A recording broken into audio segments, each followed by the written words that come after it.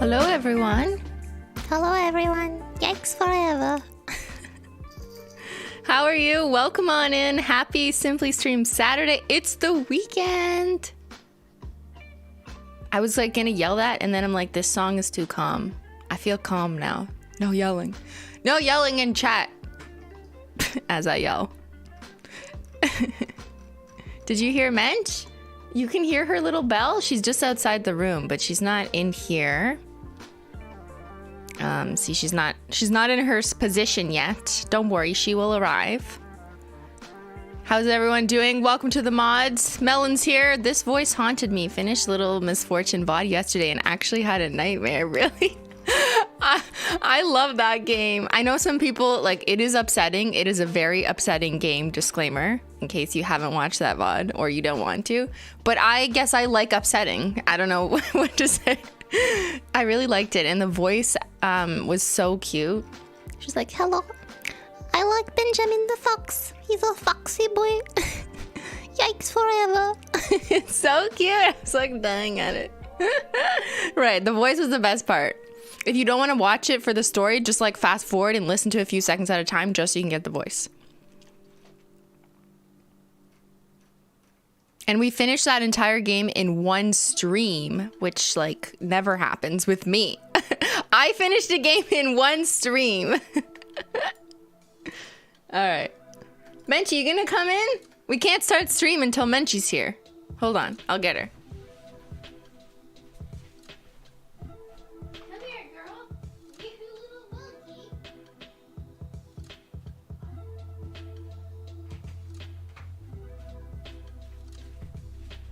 Menchie! Oh, okay. Well, she can have my chair.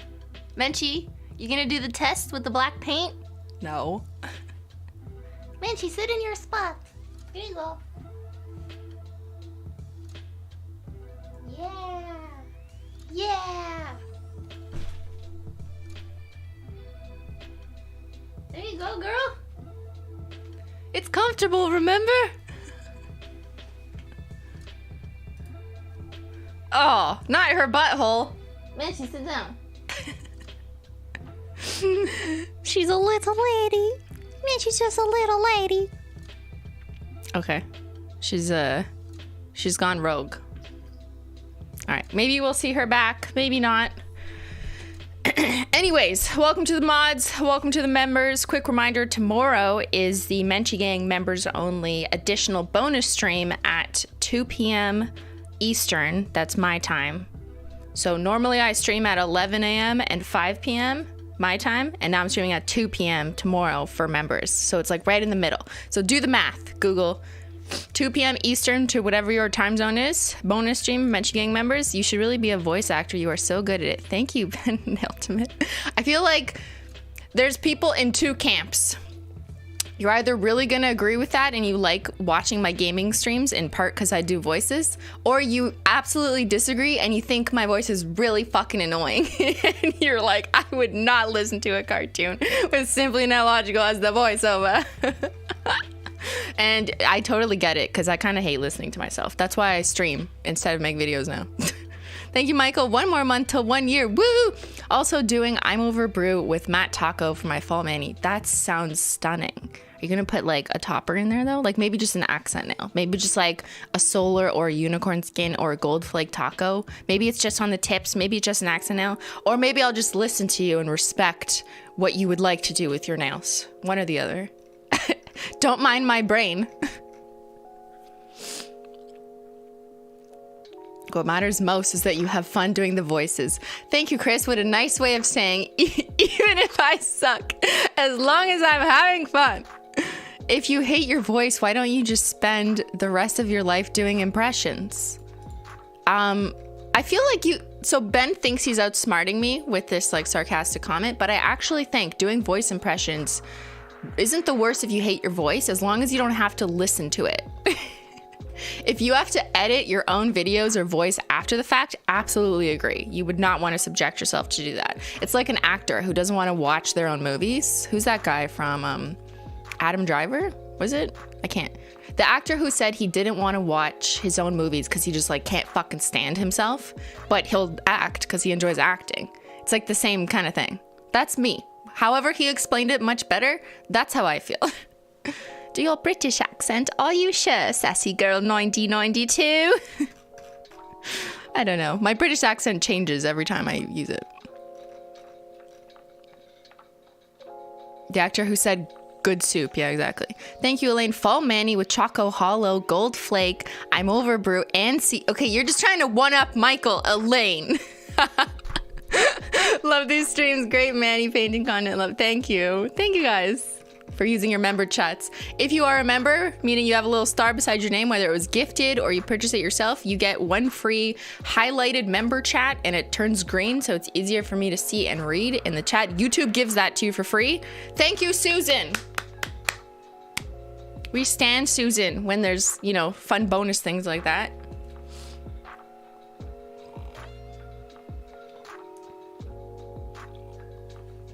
All right, we'll get into it. But, you know, tea time. I need some tea. I was running around my house this morning trying to wear everything black, trying to get a Pantone book, trying to get other black nail polishes. So I'm like, I just need a minute. Thank you, Amy. I just came back from a cruise and one of the workers on the ship was named Menchie. Really? Like a person named Menchie? I've never met a person named Menchie. It was cool to be reminded of. That's so fascinating. Really? That's such a cool name. I mean, I know because I picked it for my cat, but I've never met a human named Menchie. Interesting. That's so cool. Member for 12 months? What is this nonsense? I know. I got to think of something, you know, a little more celebratory for tomorrow. Maybe I'll share a virtual birthday cake, anniversary cake. Yay, Christmas holo time. Yay! Does that mean you're painting your nails with the holo glitters? Simply help. I haven't done enough fall nails, but I'm ready for Christmas glitters. What do I choose? Oh, you know, I've kind of felt the same way. I hear you. I totally hear you. Like, I feel like fall just happened and went. And for me, it was a lot of dark rainbow nail art. I did like 4 nail arts, by the way. Like, I did a lot of nail art with dark rainbow. That's a lot for me, given the time that I have to do nail art. And now, yeah, holo glitters are back in stock. And I feel like every brand is already kind of launching or talking about their holiday collections. Like, every makeup company launched their holiday collection, or at least started talking about it like last week. And I'm just like, okay, I guess it's gingerbread season or whatever. But personally, I like glitter, chunky holo glitter all year long. So fall times Christmas equals Choco Holo. Yeah, that's a good point. You could use holo glitters in fall colors like Choco Holo. Even Plum Luck is quite fall, right? Because it's like a nice plum color. There you go. That's kind of 2 in 1.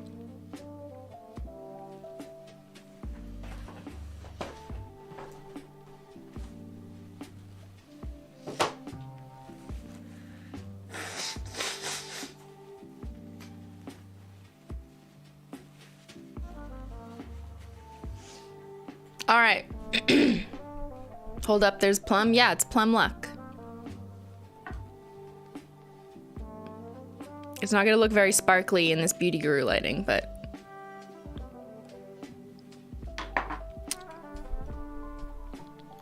all right, okay, should we get into what we're doing today? Thank you, Emily. You'll watch VODs. Shout out to the VOD squad. Here's a shout out to everyone watching this later.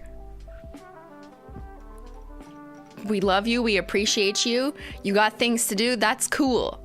I don't. I have to be here. Well, I guess this is my thing to do. All right. I'm going to give you the abbreviated breakdown first of the story that I have learned about black paint. And then we'll get into looking at resources and doing some screen share. And then we'll get into painting with it. And I'll explain how this all came to be, yada, yada, yada. But first, have you heard the story? Have you heard the controversy about the blackest paint in the world? Yes, that's right. The world's blackest paint. Have you heard that before? The world's first, anyone? Sound familiar?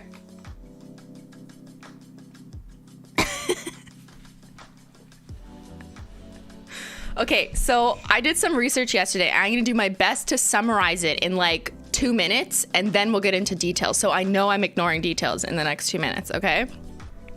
So there once was this artist named Anish Kapoor, And he liked to paint things with black in them. And he really liked this idea of like a black void. He found some paint in like an industrial nature. I can't remember if it was with Marines or SpaceX or something. Not SpaceX, sorry. With like NASA. He found some black paint in an industrial nature, and he tried to make a deal, or he made a deal with the paint manufacturer to have exclusive rights to the use of this black paint. So only he, the artist, could paint with the blackest paint in the world. It was called Vantablack. So some of you already know this. Yes. And then after that, because he wouldn't let anyone use this paint that he had exclusive rights to, yeah, the black hole, exactly, the black void.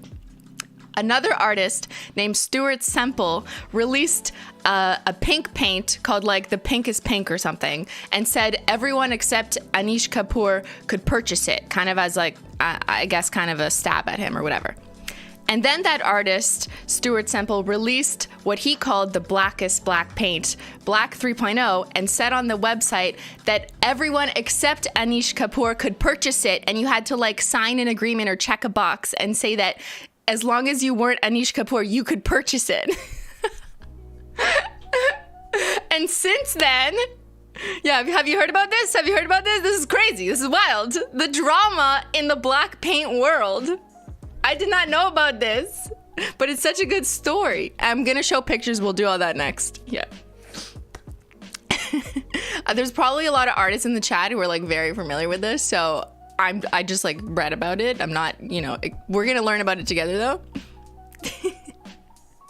Anyways, after that, there was this constant competition to see like from other random third-party companies who were trying to see could they make an even blacker paint than Black 3.0 or Vantablack or all of those.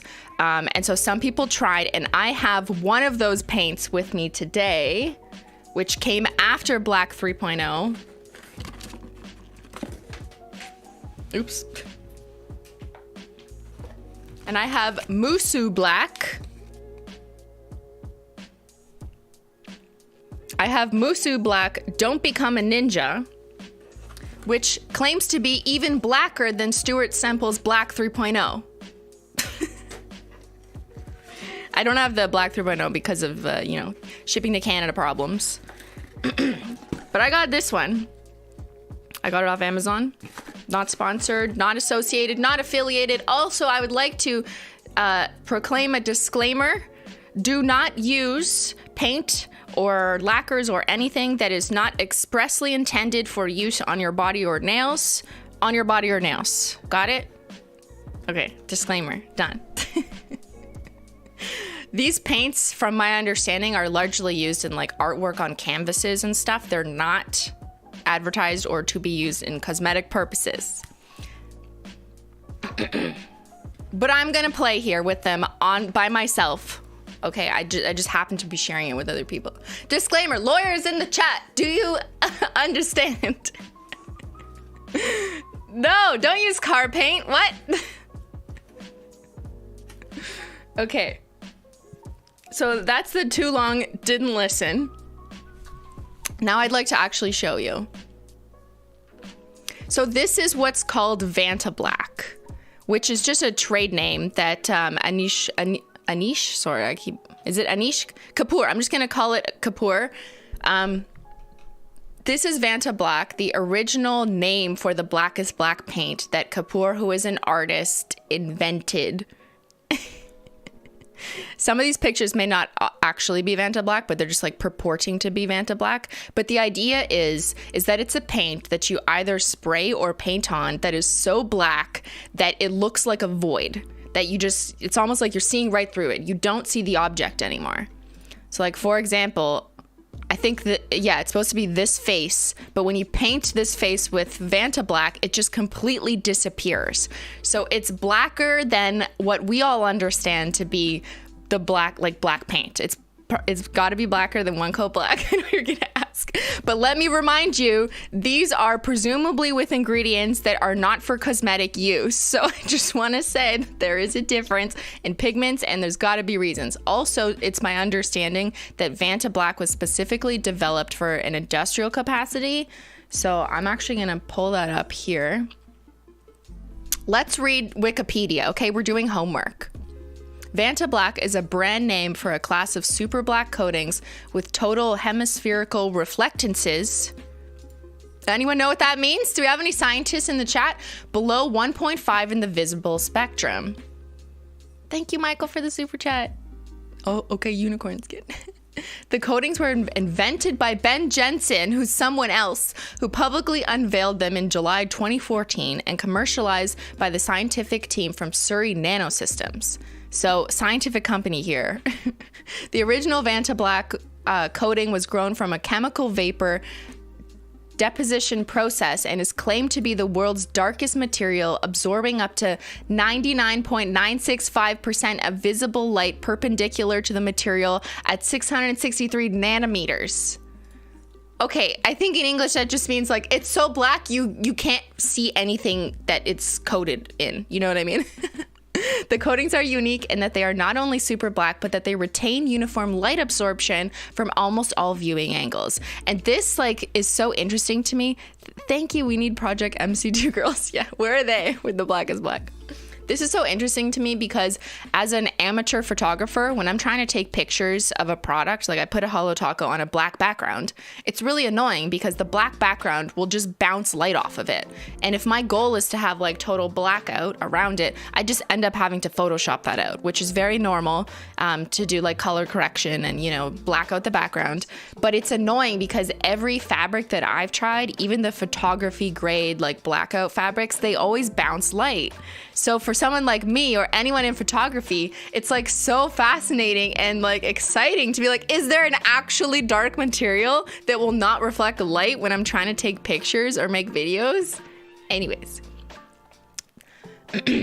Original Vantablack is no longer manufactured for commercial applications as it has been superseded by Vantablack spray coatings that offer similar optical performance in key parts of the electromagnetic spectrum. What? I need Vantablack. Yeah, no. I did some of this as part of my aerospace engineering degree, did my dissertation on impact resistance of carbon fiber reinforced polymers. I can help. Thank you. Can you make me like a black sheet that's actually black so I can shoot things on it? Does that mean that black does not have any reflection? I think that's the idea with these substances, is that they absorb the light. So when you shine a light on it, when you're like taking pictures, it doesn't bounce off, which is usually the problem in like photography. All right. The name is okay, we don't care about the name. Where's the controversy? Oh no, let's read applications because I think that's important to understand here. So it was developed in a lab, been referenced in 3 patents, many potential applications such as preventing stray light from entering telescopes. So this is for like science people. So other reasons that I don't understand. I'm just like, but photography. Okay, cool. And improving the performance of infrared cameras, both on Earth and in space. Actually, that does make a lot of sense. Like if you're shooting things in the dark, you need to use infrared. Yes, I wore all black on purpose, chatter. You can't see me. Okay, interesting, right? So there's like scientific good reasons why you'd want a material that's just so black. It's made in sprayable paints. Artistic and decorative use, so that's us. Vantablack, a sprayable paint that uses randomly aligned carbon nanotubes and very high levels of absorption from ultraviolet to terahertz spectrum, has been exclusively licensed to Anish Kapoor's studio for artistic use. Semple unfortunately released NFTs after pretending to be super for the artist. Oh, see, I don't know the backstory of either of these people, so I am absolutely new to the drama. So appreciate chatters coming in here, as long as they have verified information. You know, it's all good. But oh no, he did not. If we hated on everyone who did NFTs, there would be like 3 people left. Yeah, that's a really good point, Dollhouse. There would be me and like maybe 2 other people. People make mistakes. Okay, that's all over, right? There's no one new coming out with NFTs, right? Like that's done. That fad is over. Okay, let's keep reading the controversy. Nanolab, a Massachusetts-based carbon nanotube manufacturer, partnered with Boston artist Jason Chase to release a nanotube black paint called Singularity Black. Okay, so another variant of the Blackest Black after Kapoor. During the first showing of the color, Chase, alluding to Vantablack, stated that its possibilities have been stunted by not being available to experiment with. Oh, the shade! The black shade, the super dark shade. The part that makes me rage is that Anish Kapoor used Vantablack to make watches, negating the light absorption since it was behind shiny glass. Wait, why does that make you rage? Sorry, I'm just not understanding. You used what? Negating the light absorption. Do you want light absorbing into your watch? I don't know enough about watches. Vanta would be a great name for a black cat. Yo, name idea. Yeah, what artistic shade? Okay, the manufacturer claims that Vantablack is subject to export controls by the UK, and due to its physical requirements and thermal characteristics, the original Vantablack is not practical for use in many types of art. I'm just gonna guess it's because it was developed for not art. It was developed for industrial applications, not artistic purposes. And who knows about some hazards in using it, as an average person just painting art in your studio or whatever.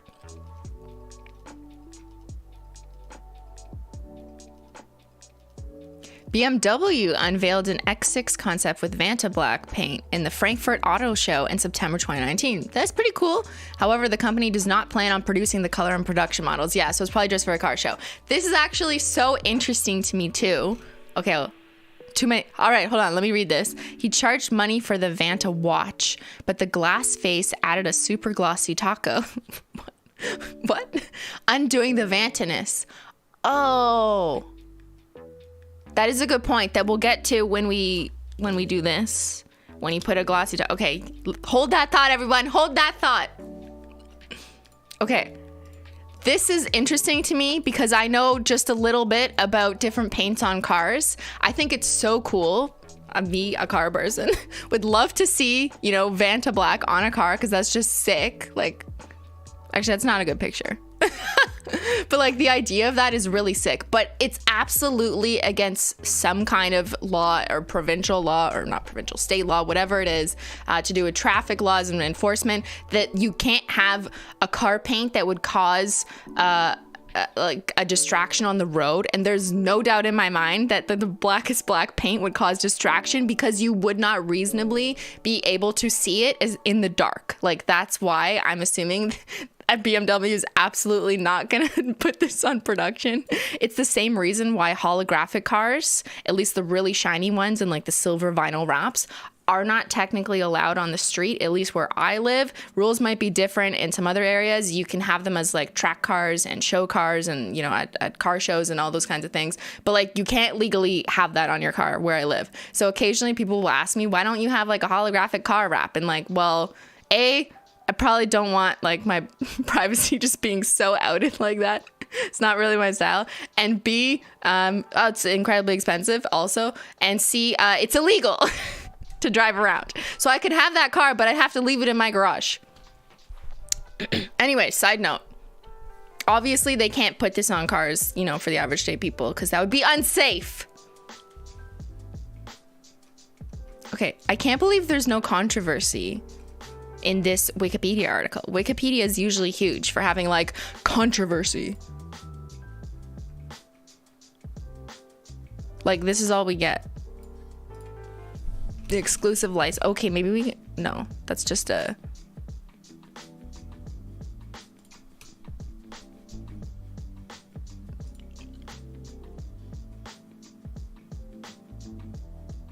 Art fight. The pinkest pink versus the blackest black.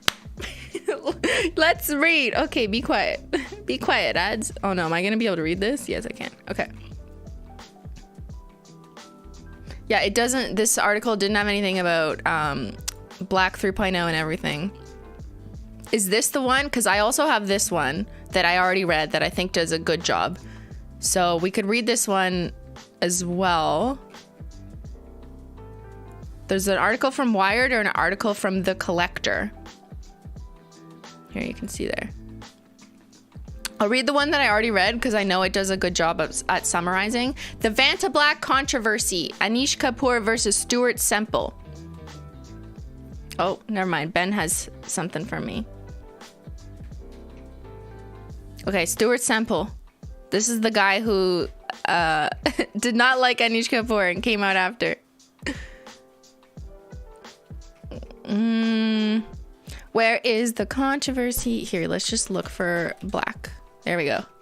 There we go. There we go. There it is. Controversy with Anish Kapoor. Semple came into conflict with the artist Anish Kapoor when Kapoor purchased exclusive artistic rights to the world's blackest material, Vantablack, in 2016. Vantablack is made of microscopic stems of carbon. Okay, this is also what I wanted to know. Microscopic stems of carbon that are 300 times as tall as they are wide. So that 99.6% of all light gets trapped into the network of stems. The material was being developed for scientific and military use because of its masking ability. It has the potential to hide stealth aircraft and block out stray light reflections inside powerful telescopes, enabling them to see faint astronomical objects. Right. After purchasing the rights to Vantablack in 2016, Kapoor faced a backlash from the artist community. Artist Christian Furr commented that he had never heard of an artist monopolizing material. All the best artists have a thing for pure black. Turner, Manet, Goya. This black is like the dynamite of the art world. We should be able to use it. It isn't right that it belongs to one man. I don't know who these people are. Just apologies for my accents if they're not accurate. Semple positioned himself. That's just how I imagine artists to speak, you know, like it's definitely the stereotypical artist accent. Semple positioned himself at the forefront of this backlash when he released Pink, the world's pinkest pink paint, in retaliation. Don't worry, we're gonna go to that and be like, what is this pink? What is it? What does that mean? Semple explicitly banned Kapoor from buying the paint, stating that we all remember kids at school who wouldn't share their hold on, I need a voice. We all remember kids at school who wouldn't share their coloring pencils, but then they ended up on their own with no friends. It's cool. Anish can have his black, but the rest of us will be playing with the rainbow. Purchasers of Pink are required to make a legal declaration during the online checkout process, confirming that you are not Anish Kapoor. You are in no way affiliated to Anish Kapoor. You are not purchasing this item on behalf of Anish Kapoor or an associate of Anish Kapoor. To the best of your knowledge, information, and belief, this paint will not make its way into the hands of Anish Kapoor. Your Honor!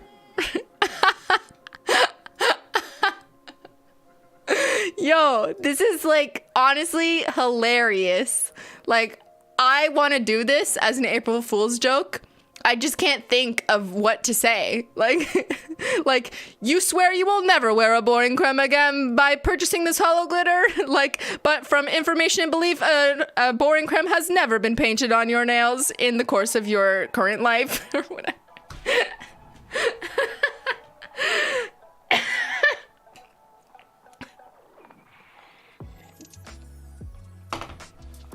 Amazing, stunning, exquisite. I love this. It's so funny.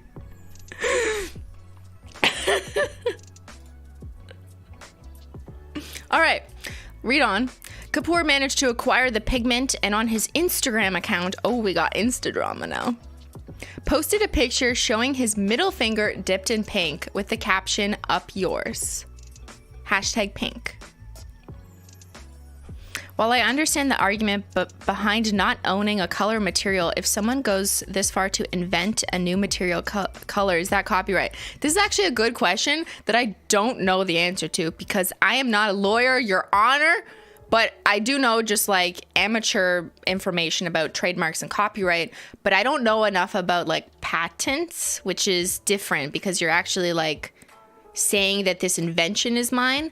That's a really good question. I wonder if we'll find the answer in here because there's like, he could absolutely have trademarked the word Vantablack if that was a new and unique original phrase, and then he could have made Vantablack and made no one else able to use that word, which is why all the other Blackest Blacks are called something else other than Vantablack. So that totally makes sense. But I don't really know enough about patenting the actual product, because he did purchase exclusive rights, apparently. So it was the lab who made it who decided to give him exclusive rights. I don't know. Also, like, do you want exclusive rights to, like, a thermochemical type of pigment that's, like, not really supposed to be used in art? I don't know. Like, you know, maybe there's some liability there. We need Emily D. Baker. Where is a lawyer? Yeah, it would be the material that is patented would be my guess. The name is a different story because you can just trademark that. All right. Semple responded by describing Kapoor as some kind of end of a game super baddie. Baddie? Wait, what? What? Isn't a baddie a good thing? Like, in an endearing way. You're just like, you're a baddie. Chat, correct me. Correct me if I'm wrong. What? What do you mean? Some kind of end of game super baddie. Why would you describe your arch nemesis as a super baddie? Oh, he's calling him a super villain? Okay, but like a baddie is like, yo, I'm 34 years old. Okay, I thought it was a good thing. I know he means the bad guy, but when you say baddie, that's usually like you're a baddie, like you're hot shit and you're good, you know? Okay, anyways, who should be old enough to know better. He called him a child. He called him a bad child. He said, Kapoor, you are a bad child. Okay, Roisin O'Connor, writing for The Independent, called it one of the most spectacular displays of pettiness. These are two grown men fighting over who gets to use the pretty colors. Okay, I'm laughing not because I'm trying to reduce or take away from how obnoxious this would be if this happened to you or if you're in the art world. I'm just like, this is just crazy still to like imagine humans doing this, I guess, is why I'm laughing. In the UK, a baddie is an enemy. Oh, so in America, we just have in America. I don't live in America, but I consume like American media. Wow, this is amazing. Okay, let's continue. I love this story. This is my favorite story I've ever heard in my life. On February 2017, Semple hit back at Kapoor with the release of his own version of Vantablack, dubbed Better Black. Okay. Semple admits that the paint was not perfect, but says it's better because it's affordable and available to everyone. Okay, fair point, fair point. Better Black comes as a pigment and an acrylic super base, which when combined replicates the light-absorbing technology of Vantablack. Black 2.0 followed in March of 2017. Since then, Semple's Culture Hustle has released Black 3.0 and Diamond Dust, described as the world's most glittery glitter.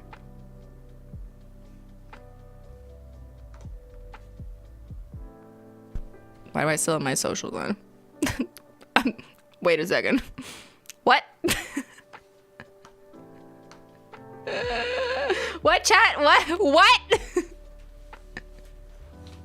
Okay.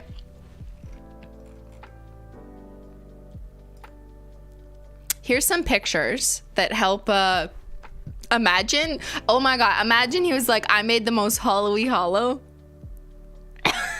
But is it hollow? I kind of need to know now. Okay, I need to know. Stuart Semple paint.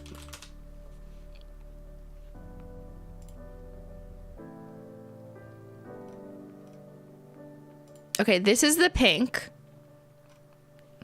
Hello? Hello? The website does not work.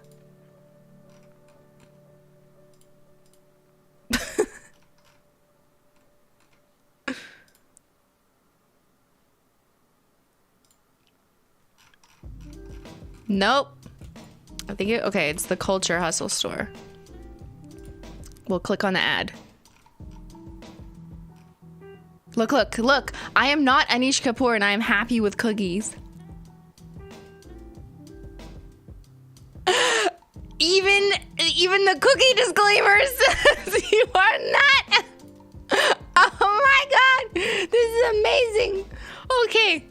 Pink? Is this it? That's not the same thing though. That's not. Where is it? That's not the. Okay, I know it was this. Maybe he's just like updated his website because it's been a few years. Okay, but this is Stuart Semple, so that's the controversy, whatever. The guy who said, you know what, fuck you, Anish Kapoor, I'm gonna make black and I'm gonna make it available to everyone. The world's blackest acrylic paint, this is what he has now, I just wasn't able to get it myself in Canada. You're looking at the world's blackest paint. I feel like, okay, I appreciate part of what this guy was doing for the artistic community, but whenever I hear the world something, I always, I'm like, yeah, okay, though, are there, actually impartial third-party studies to have, said you can say that? No. The answer is usually no. It's always marketing, which is fine. I'm not saying his paint's probably not super fucking black. We just, I always cringe when I see any company say the world's best anything because I know it's all marketing. Unless, I don't know, you're in some authenticated, a body that can actually say that, a Guinness Book of the World Records could say this is actually the proven. Actually, there's still issues with them, but do you know what I mean? Okay. He made it because Anish Kapoor won't share his black with anyone else. Note, by adding this product to your cart, you confirm that you are not Anish Kapoor. You are in no way affiliated to Anish Kapoor. You are not purchasing this item on behalf of Anish Kapoor or an associate. Oh my god, what happens if someone gave it to Anish Kapoor? What would happen? I kind of want to know. I want more drama. What will happen? You need to tell me the consequence if you're gonna ask this of me.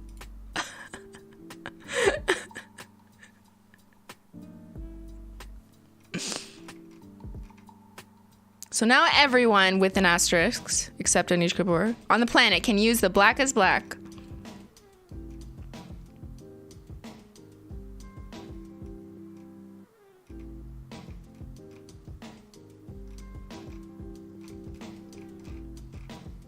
Okay. So I want to just rewind a little bit because this article kind of showed a little bit more pictures with the backstory here. So I'll kind of skip over the parts we already know.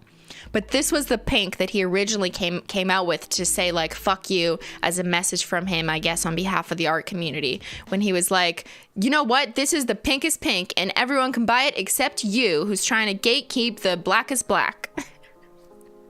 I do just genuinely wonder, me as an outsider, not knowing much except reading these articles, if they just sat down at a table and had a discussion, would things have been solved? I don't really know. I know it's really easy. It's so easy to jump to the artist's defense here and be like, well, obviously it's awful to gatekeep a color. But I don't think it's that simple. Because from my understanding, it's not like he was saying no one can make black or whatever. He just he had exclusive rights for a product that was industrial grade materials that he probably purchased for some kind of fee. And he probably just thought, well, I don't know, there's some legal implications if I start giving this to people, especially because it probably wasn't approved for use in art. But I'm just guessing. I don't know. I feel like there's probably more, but people, obviously, the socially acceptable take is just to by default say that's horrible, but I'm just gonna guess that we probably don't know everything. I'm gonna say that we don't know everything. That's not a defense, but that's just as an outsider. I like to, wish that I could know everything before I draw conclusions. Here's the thing. We only know what reports are saying and what people have posted on Instagram. If this was a trial, I would absolutely love to listen to 100% of the evidence presented by both parties and then come to my own conclusions. I think that's my issue, yeah. I'm just too used to listening to trials, hearing evidence from both parties, hearing the objections, hearing what the judge has to say, and making my own conclusions. And right now, all I have is media articles and just like this hot social media take.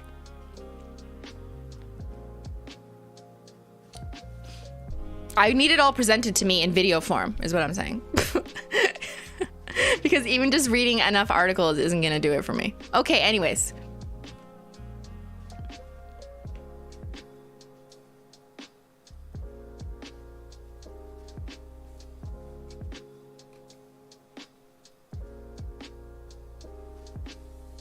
So let's go over some background. Anish Kapoor is a contemporary British-born Indian sculptor and installation artist with a long and varied career. In 1991, he won the prize and was the first living artist to hold a solo exhibition at Britain's Royal Academy of Arts. He is perhaps best known for scales and paintings, yada, yada, yada.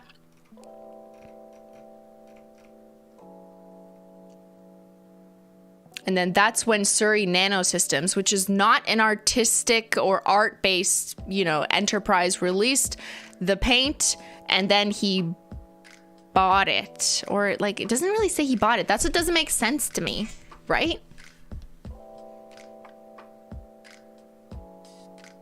This is what I'm lacking information on.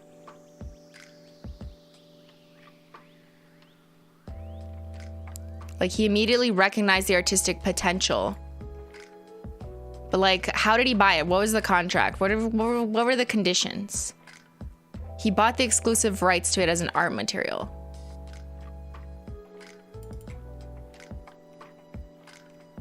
But you know what's funny here?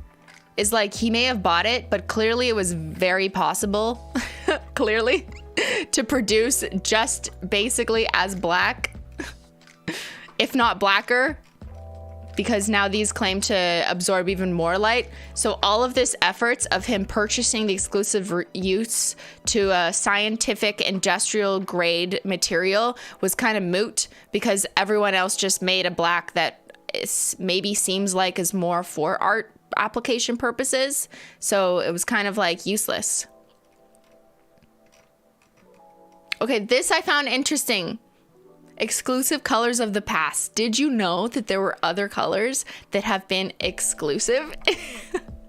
I did not know this, and I'm just what? Okay, this is from 1959, IKB 79 by Yves Klein. This was his exclusive color. It looks like royalty blue. We're fucked. What?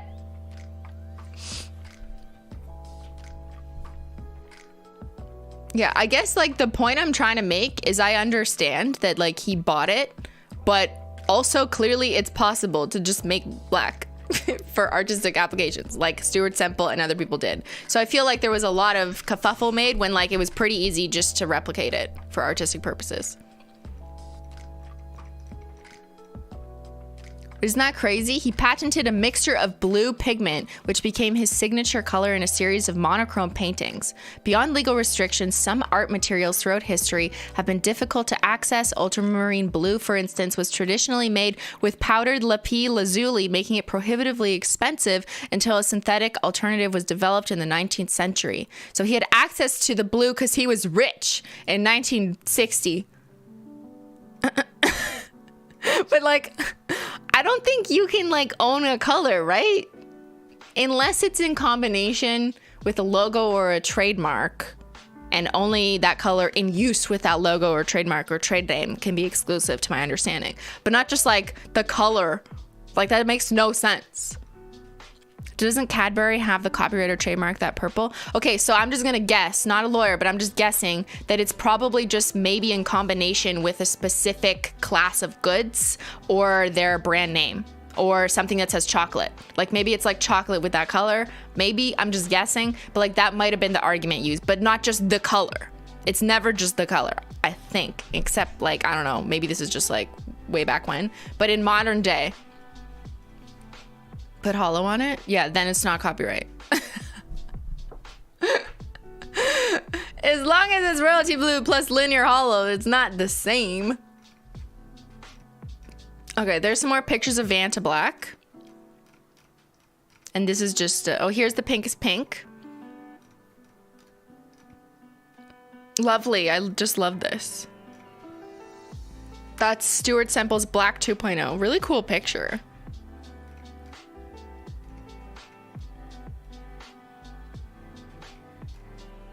Okay, this is also important. Vantablack is no longer the blackest black on the market. In 2019, this is after Stuart Semple stuff from 2017. In 2019, a material was developed at MIT which absorbs 99.995% of light.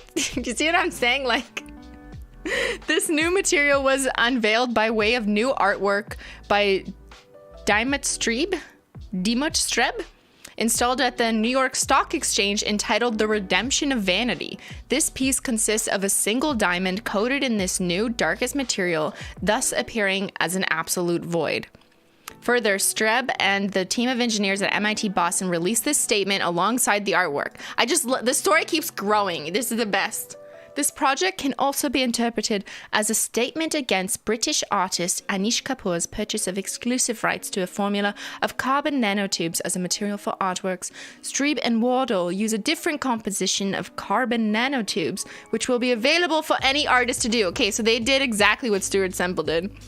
This, it would seem, would finally end the controversy surrounding Kapoor and Vantablack, as both Semple's functionally similar and much cheaper paint, as well as an objectively darker material, now exists for the use of all artists. Okay. It's a drama-free zone now, they said. They said the drama is over. We're ending it. Stop one-upping people on the Blackest Black. Okay, all right. I'll show you what I have now.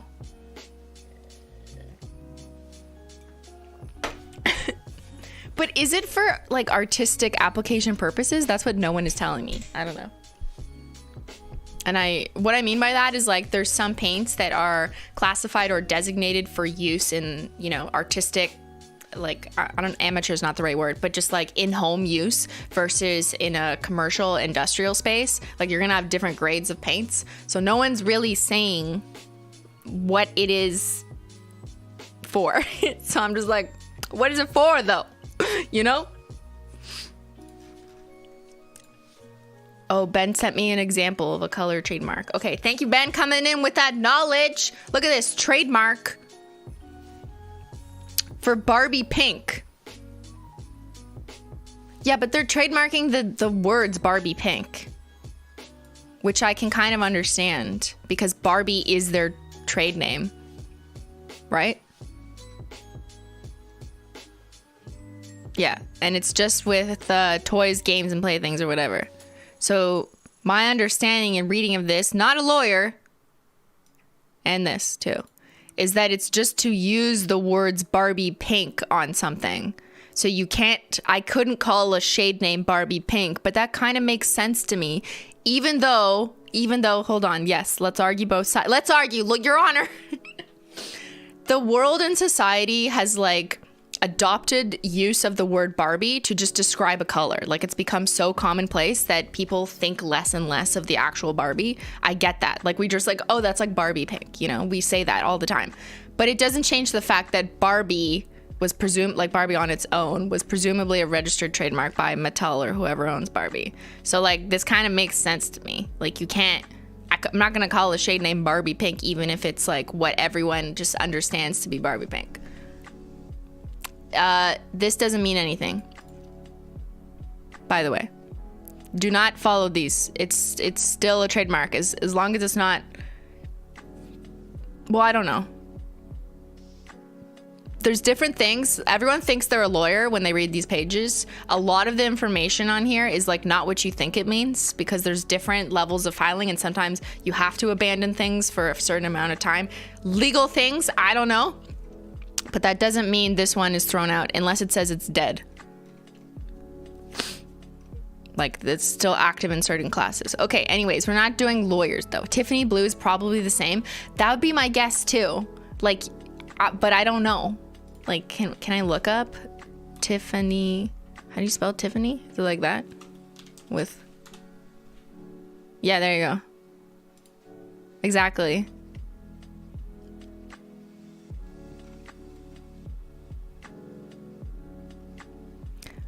But so it's trademarked on jewelry, featuring the color blue as an integral component of the jewelry. So if you have a jewelry store, you can't use the trademark word name. See, this is for a word mark. It's not the color. So there is a difference. But I don't know. I'll stop giving commentary because I'm not a lawyer. But like when it says like a word mark, that means word mark. Okay. Make a pink named Parby Pink. Yeah, totally. You think UPS owns trademark for brown shade? Yeah, maybe. In combination with like shipping, couriers, services, delivery, I could see that. Because it makes sense. Like a customer, once they recognize a very specific color with like a specific service or good or product, it kind of makes sense to me. Because otherwise, other companies who are trying to compete with them could just abuse it and like cover all their trucks and boxes and website in the same like yellow and brown combination of UPS and then like not be UPS and call themselves like PPS or something. So someone gets confused and it causes confusion in the marketplace.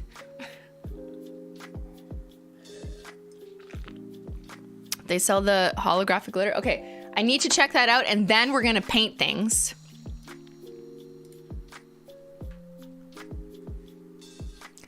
This is the glitteriest glitter, apparently. What did you say it was called? Under Magic. It sells the hollowiest holographic. Where is it? Oh, I did see this. Someone tweeted this to me, and I looked at it, and I was just like, it looks like literally every nail powder I own. Like, no offense. No shade, or maybe, I don't know. This community loves shade, but like this looks like every single silver linear holographic nail powder that I've ever owned. I don't see any reason to purchase this. Respectfully, with respect. But like, are they claiming to be the most hollow? No, they're just saying it's like holographic, whatever. Hold on, I gotta screen it. I need to know. Are they claiming to say they're the most hollow? Because I will die. No, they don't. It just says it's high-grade holographic pigment powder. Okay, yeah, that's fair. As long as you're not claiming to be the world's most hollow, because I would sue you. No, I have no real grounds to sue, but I would sue you in an internet way, you know? Just shit talk. I would be petty. I would be like, my hollow glitter cannot be purchased by anyone who claims that their hollow is the most hollow in the world because that has not been validated and proven in court. Okay. But what was the most like glitteriest glitter? Where's the most glitteriest glitter? I've already used on my nails, which I shouldn't have. Many years ago, we did this. That's that like an LCD screen stuff. Not for cosmetic use. Okay, I don't see anything about glitter. It said the holographic-tiest. Is that even a word? Where?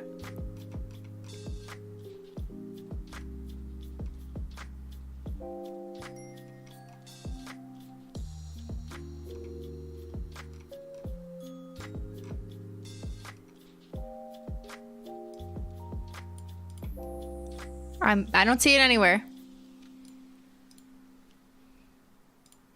Okay. But okay, here's the world's most glittery glitter. Oh, it's in the name? Sorry, did I miss it? Oh, it's because it's on two lines.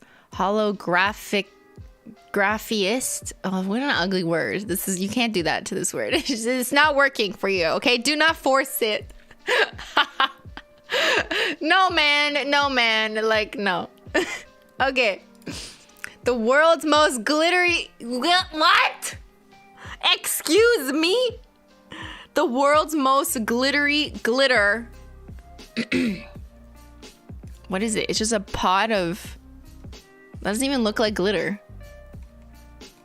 I mean, it might technically fall under the definition of glitter because it's cut up pieces of shiny material, but this just looks like a clear, translucent, like plastic. Why is this the glitter? Like, that doesn't even make sense. I understand that it's like supposed to kind of look like glass, but then why is that the most glittery glitter? Like, those things are not the same to me. When I think of like glass flakes, which is cool, don't get me wrong, that's pretty cool. But like, it's not glittery, right? It's just the advertising is off, is what I'm saying. You know, like I would not use this statement to sell this product. Yes, I understand that it's glass, but that doesn't make it glitter. The majority of glitters are made from plastics, which give an artificial look when they reflect light. Diamond dust is different as it's made from tiny flakes of glass. When these reflect light, it achieves a unique diamond-like effect. Okay, so it's like the world's most glass-like or diamond-like. Over the last decade, he has been collaborating with industrial chemical company. There is nothing like this substance available anywhere to the art community. Stuart's super shards are larger and random, meaning they reflect more light. Stuart has used highest grade glass possible. Yeah, but to me, glass is not the same thing as glittery. Is this safe? Yeah. Yeah, no. Is there any like warnings at all on here? Like, there's got to be a disclaimer. The only disclaimer is that you are not Anish Kapoor.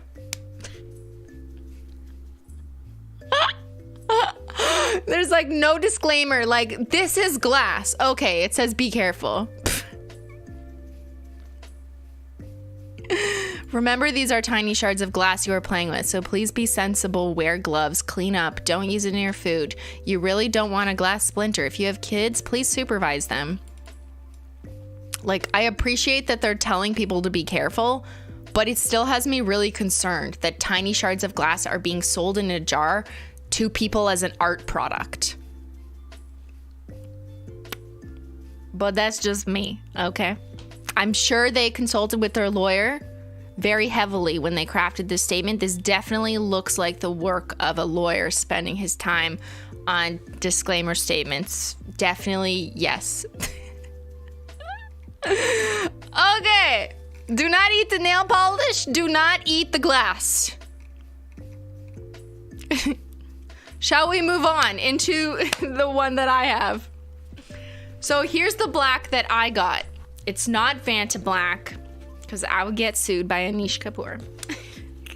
It's not Stuart Semple's 3.0. It is a sequel to that from another company that claimed they were more black. And as we read in the Wikipedia article, there's been multiple companies since 2017, so it's kind of moot by now.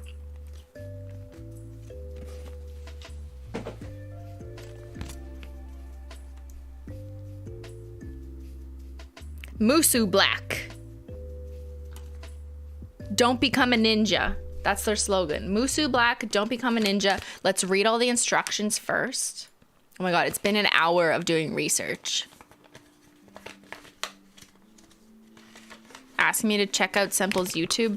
Ben, can you see if there's anything worth sharing there? I don't want to keep going back on, I don't want to keep going back to black, you know? I don't want to keep going black on all the history, because I know we want to move on and try the paint.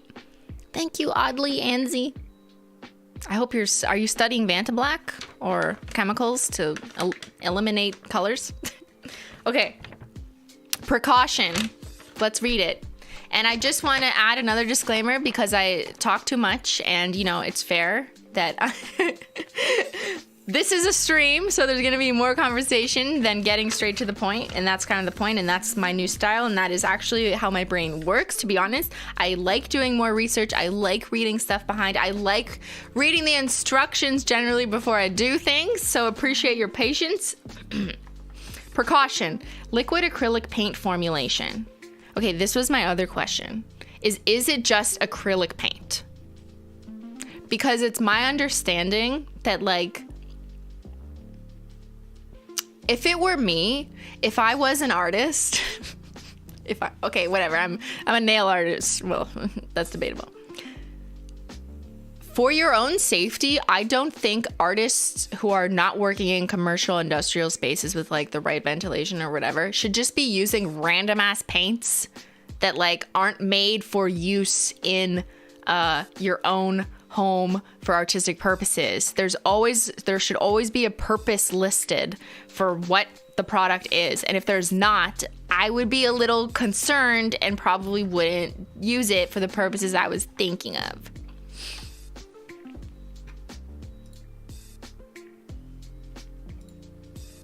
Oh no. What is this? Ben, that's like 5 whole minutes. Oh my god. Okay, now we have to watch it though. What? Oh my god. He's probably gonna claim my video. So I can't watch it. Okay. Apparently, Stuart Semple came out with an important safety message about Musou Black.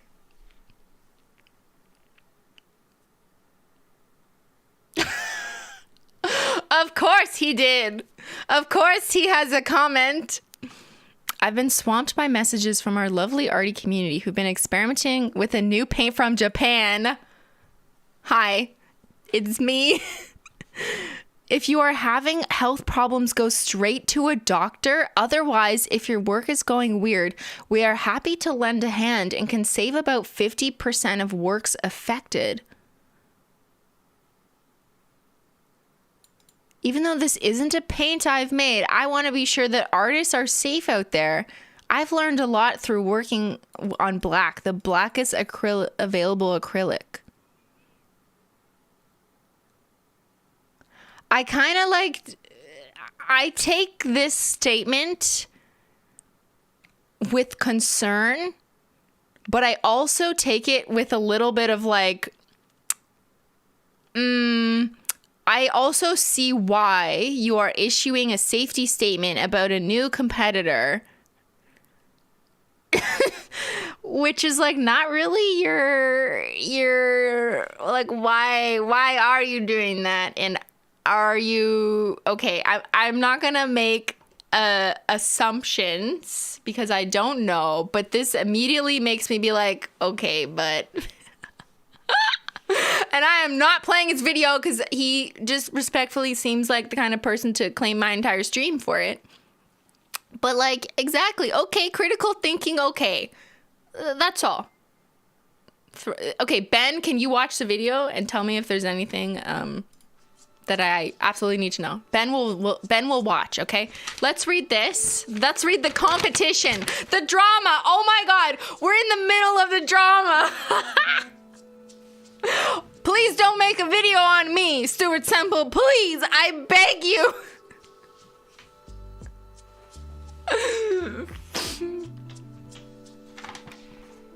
Okay. Liquid paint formulation intended for arts and crafts purposes by individuals 15 years of age or older. Shake well before using. To avoid inhalation of powder when spraying. So a lot of people use this to spray, like they'll put it in a spray gun. I'm not doing that. Wear appropriate protective equipment such as a mask. Avoid contact with skin. Black 3.0 is non-toxic. Yeah. The word non-toxic doesn't mean that much. Unfortunately. Unfortunately, I do believe there is just a little bit of marketing in there. I do not rely on those words, personally. Keep out of reach of children and be careful of accidental ingestion. Do not paint in temperature under 5 degrees Celsius so it can't freeze. Cover remaining paint and avoid storing in place of direct sunlight and temperature below 5 degrees Celsius. The strength of the coating is very low, so glossing and peeling? Did someone say peeling? Of the coating will occur even with light contact. So glossing and peeling. Okay, got it. Oh, c'est en français. Oh my God, there's French. Shocking. Okay, who wants to read the French instructions? Précaution! Formulation de peinture acrylique liquide destinée à des fins artistiques et artisanales par des personnes de 15 ans et plus seulement. Okay, we read it. We read the... Yeah.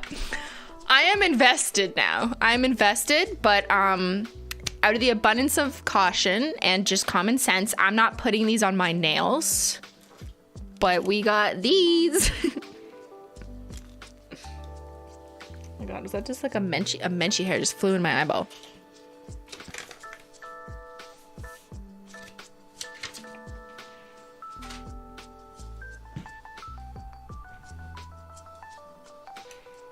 "28% French, gang." That's right. We did a poll the other day, and 28% of you claim that you speak and understand French, which is very impressive.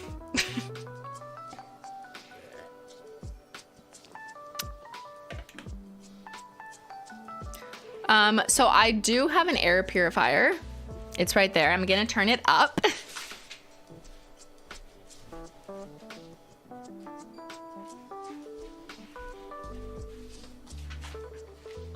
I actually always work with an air purifier because I'm working with a lot of nail polish.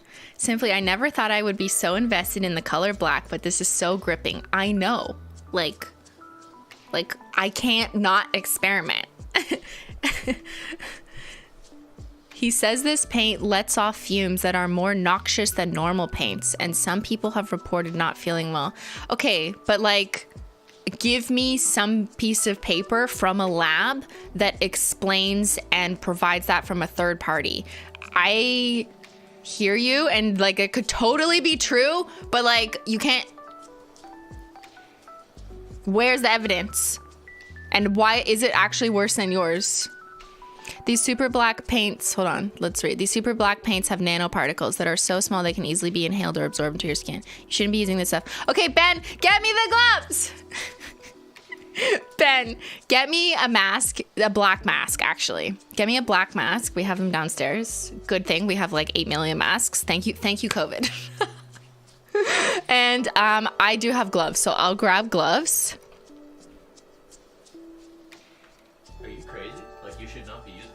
Why? It's fine. You have no idea what it is. Nanoparticles. You have skin issues. Like, you should not be using this. I'll put on my mask. Ben. I do not think you should use this product. Ben, no. I'm not putting it on myself. Don't worry. I already have my nails painted. But, like, you can't touch it with your skin. Yes, I will put on my gloves. Can you get me my mask? And I have goggles right there. Okay, Ben wants me to open a window. Okay, but are you just doing this based off of Stuart Semple's warning, or like anything else? You putting air stripper on my nails a year ago and okay. Not knowing what it was. Okay, please hold. We are getting the PPE. Please hold. Please hold, chat.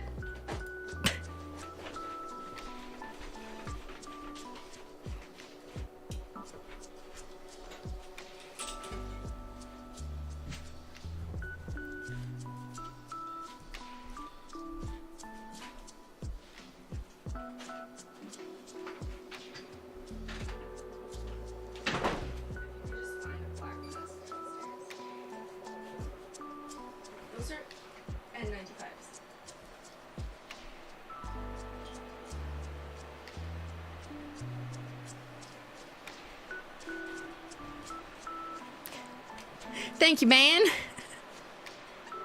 Okay, can you hear an air purifier? Is it loud? Tell me how that is, because I might turn up my music.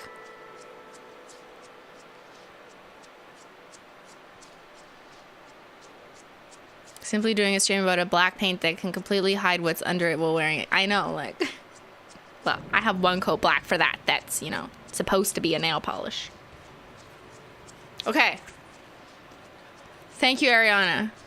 Real artist paint are really hardcore. Okay. I know, guys. Guys, don't worry. If I'm not there for the members stream tomorrow, you know why.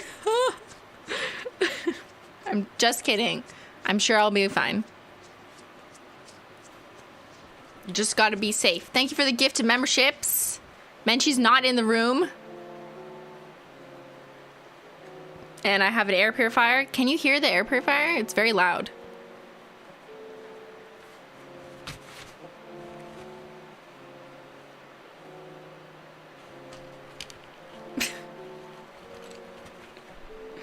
Glasses. On. Merci pour le super chat. M. Grand. Omelette du fromage. Je suis un le matin. Quoi? What? You can hear it? Okay, barely? Alright, it's very loud to me, but do you guys remember these glasses? CrIsTiNe the SciEncE Queen. CrIsTiNe the SciEncE Queen. Doing things that she shouldn't be.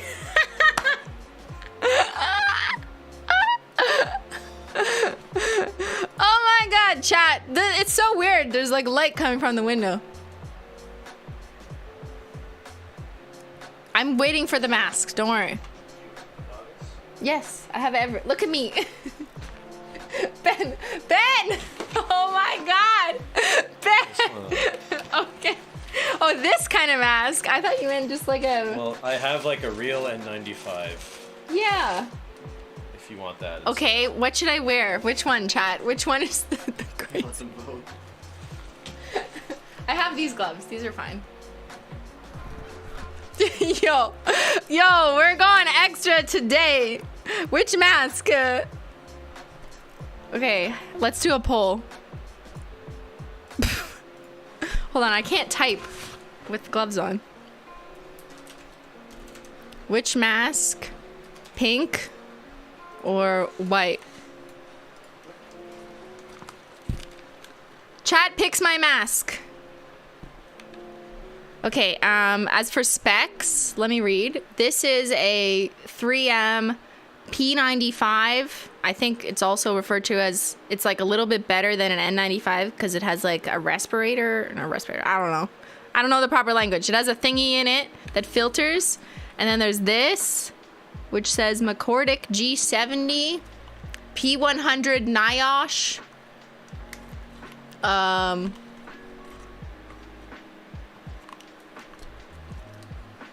Someone out there watching this totally knows, like, you know, how these masks are different.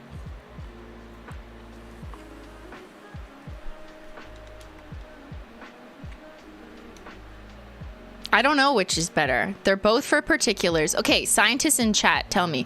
They're both for particulates, neither is for fumes. That's what we want, right? Because it's the nanoparticles or whatever. It's not the fumes. It's the particulates. It's the particles. I think. I just joined. What is happening?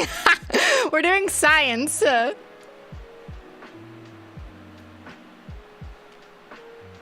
I'm just waiting for a scientist who sounds like they know what they're talking about.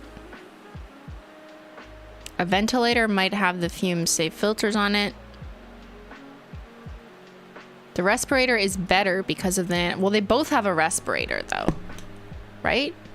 Or I just don't understand what that means. P100 will filter out more particles. Oh. Got it. The P numbers. Okay, so there's a P95 and a P100. Okay. Got it. That makes sense to me. I think. Unless people just said that uninformed. Okay, let's check the poll. All the scientists in the chat have voted. 81% of you want me to wear the pink mask. Okay, thank you. Thank you, chat. Looking out for me. Picking my safety equipment. Can I talk in this, though?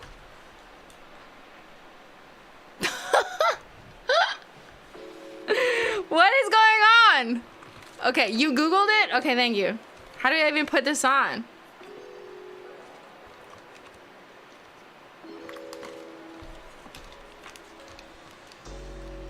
Wait, what?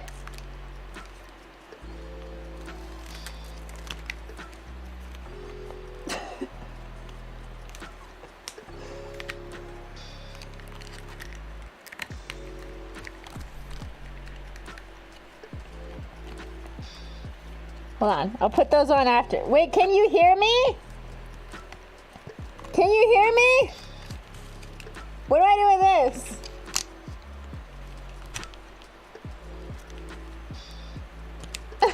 Can you hear me, chat? Chat, can you hear me? Okay. Here we go. Oh, got it, got it, got it. All right, as long as you can hear. Oh, there, that's how to tighten it. Got it, check. Let's strap it in. Woo, I feel like I can breathe in here. Woo, woo, woo, woo, woo, woo. Yikes forever. Yikes forever. I'm screaming? It sounds like a walkie-talkie. Okay.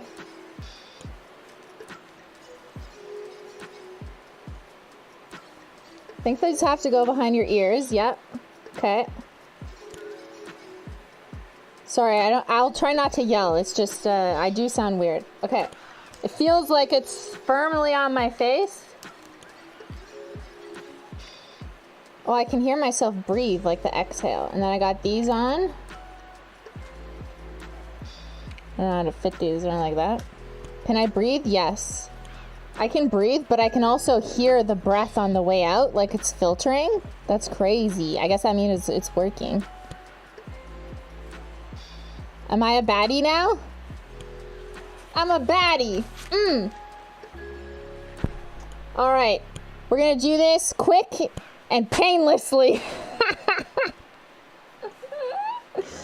Okay.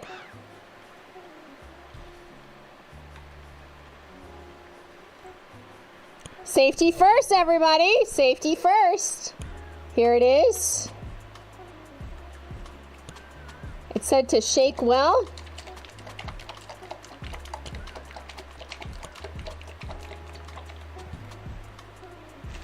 Now, I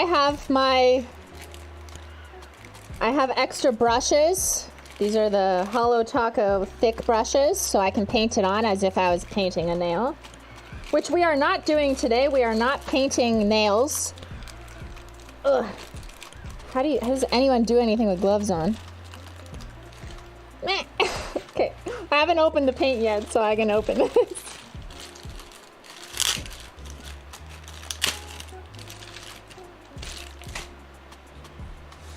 I have a piece of paper.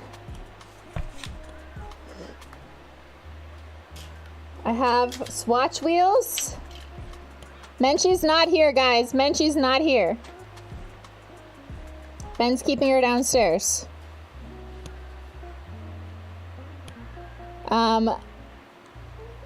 Because I'm not spraying or doing anything with the paint, I don't need I'm not putting on a lab coat. It's fine. Like, I'm not spraying it. I'm just gonna do very isolated painting.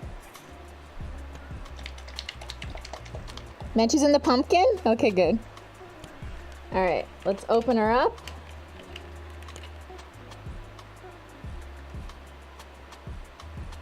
Ooh. Oh, that looks black.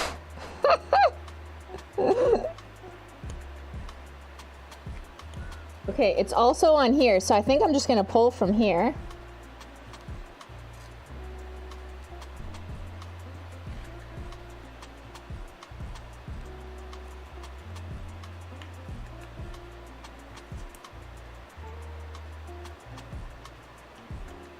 I'm just saturating the brush,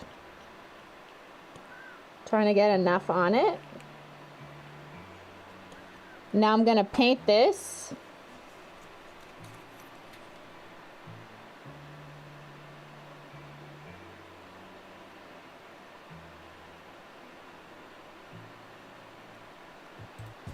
Okay, that is pretty black.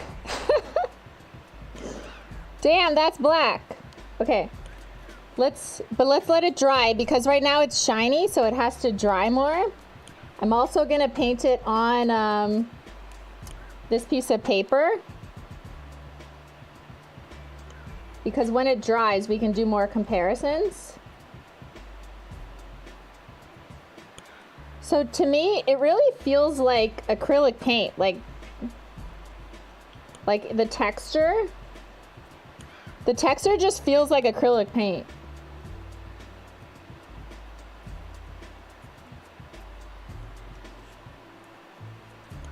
But we gotta let it dry down to see how it actually does. I'm gonna paint another nail, just as a comparison. So we'll have a couple spots on the swatch wheel, because my plan is after this is dry and it's not a risk of particles floating in the air, I can put other blacks on this wheel and we can compare for science. So if there's any other things you want me to do with this product, like I have it painted on paper, I have it painted 2 spots on this wheel, let me know now before I close this up. Got it? So all the comparisons we can do after, once it's dry. So, but maybe I'll paint a few more, just so we have them.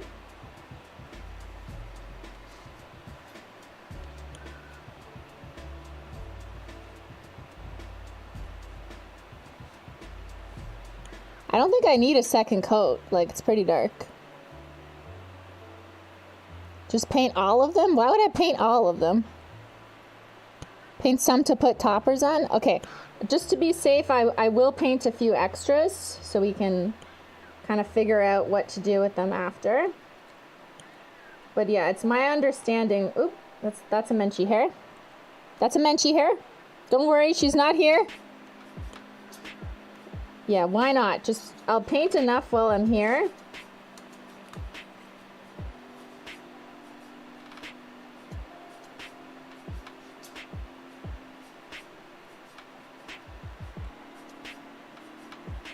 That's really black though.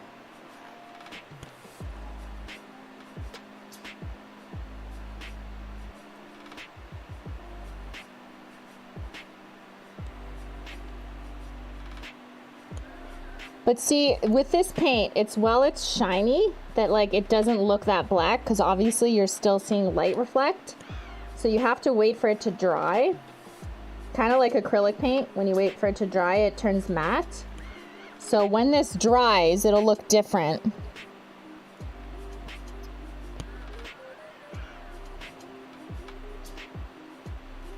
So I am going to compare this to other blacks, but for now I'm just using this product before I wrap it up.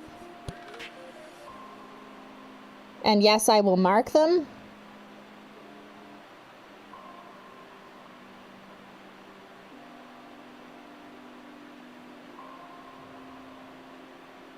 Second coat on paper. Okay, we'll do that too.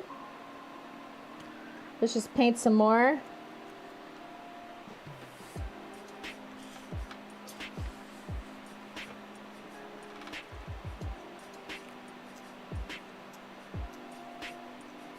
It's like a little bit thicker than acrylic paint.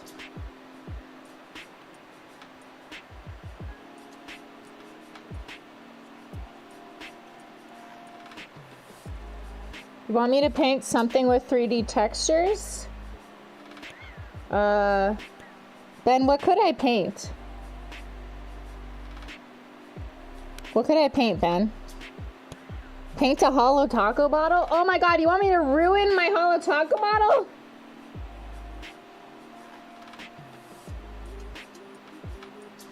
Okay, let me see.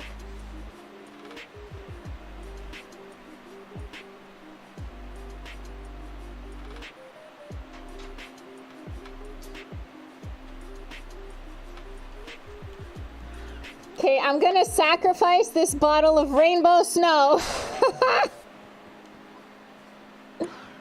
Everyone, RIP to Rainbow Snow. We're gonna paint you in black.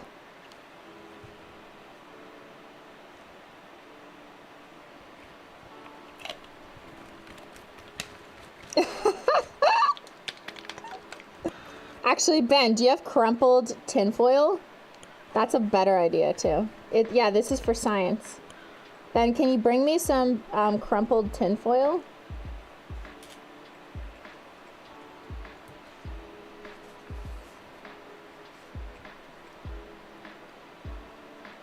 All right, you ready? This is so sad.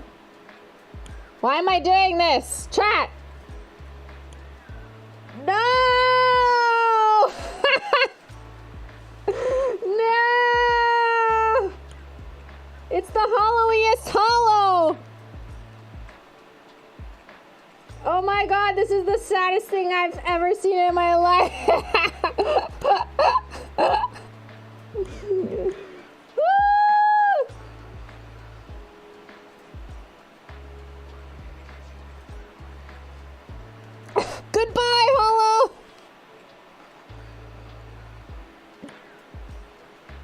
Okay, I don't want to paint the bottom because it needs to like stand up.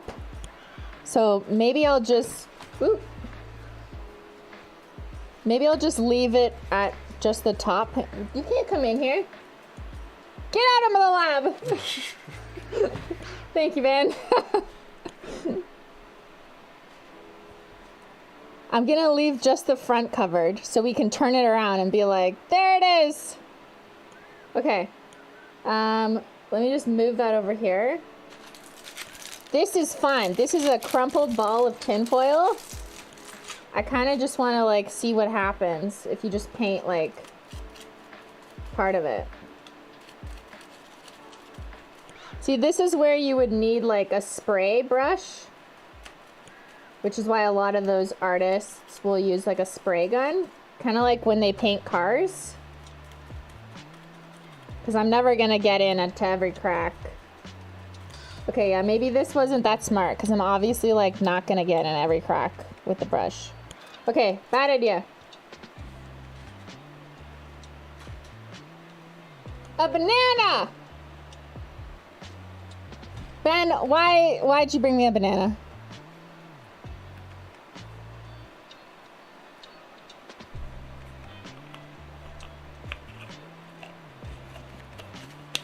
Let me get some more. Refill.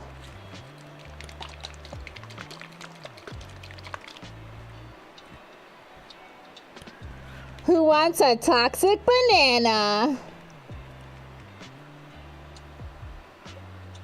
Shout out to all the chatters just joining. We're painting bananas black. What is happening? Actually, you know what would be funny? If I just painted like one plane of the banana. Like this.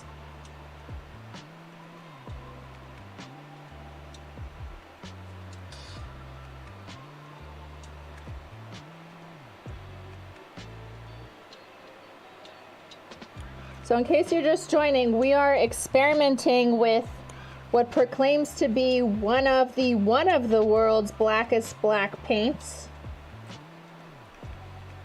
And we are just taking safety precautions. So do not use paint on your own without proper safety precautions. Okay, I kind of feel like I should just paint the middle of the banana. So when you hold it up, you see like the top and the bottom of it.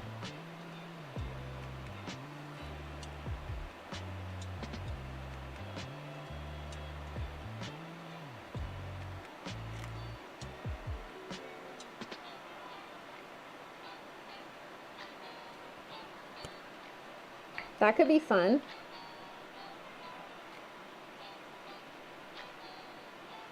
I like how I'm doing all of this with a nail polish brush. I could have just used a paintbrush.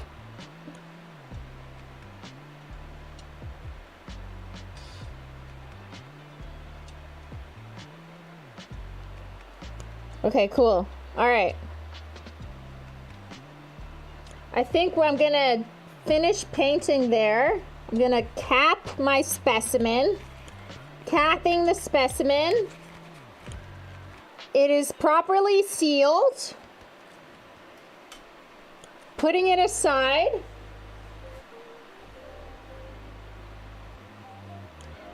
I'm gonna wrap this and dispose of it. So wrapping this and throwing it out. I have a little bit of black on my glove, but it's already dry.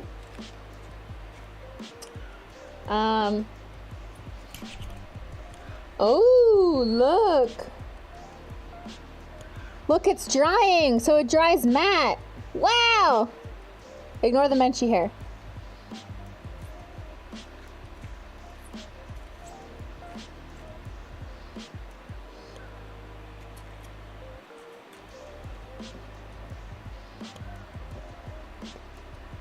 That's still drying. And the banana's still wet.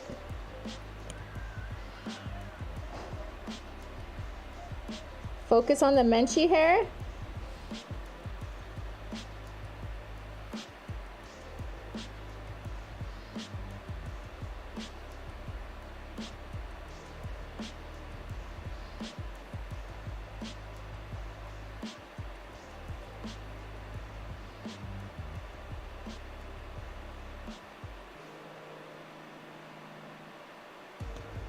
Whoa, that's crazy. You can see it like on the black. Okay, my ears just popped off. It looks like suede, yeah. So with all of these paints, from my understanding, even like Vantablack, when you paint it, it's kind of glossy, but then when it dries, it becomes matte, and that is the void. Because if any paint or polish is glossy, obviously you're gonna see the reflection of light in those. You wanna pet it? I did do a second coat on paper, so we have 2 swatches on paper. We have a banana, we have the front of a hollow taco bottle, and we have 6 swatches on one side of the wheel and 1 swatch over there, so we can do some comparisons. I'm gonna wait until all the paint appears mostly dry before I take this off and move my gloves, because it's gonna be really hard for me to maneuver around here and open other paint bottles without it. So we'll just wait a little bit. Also, my nose is running in this chamber. My nose is running. I need to blow my nose. No, it's not from the fumes. I feel fine. My nose is always running. And also when like your nose is stuck inside of something, it's probably gonna run more. I wonder if you could water marble with it. That's a great question. I'm not gonna answer.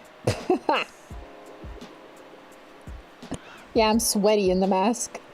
Go take a break. We'll watch paint dry. Okay, maybe I will. All right, you guys watch this banana dry. I'm gonna go pee. I'm gonna wash my hands, even though whatever. I'll be right back, okay?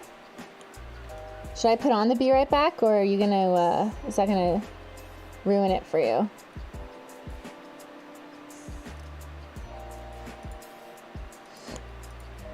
Yeah, you can see it. There you go. Okay, be right back. I'm gonna run a quick ad, go pee. You watch paint dry now.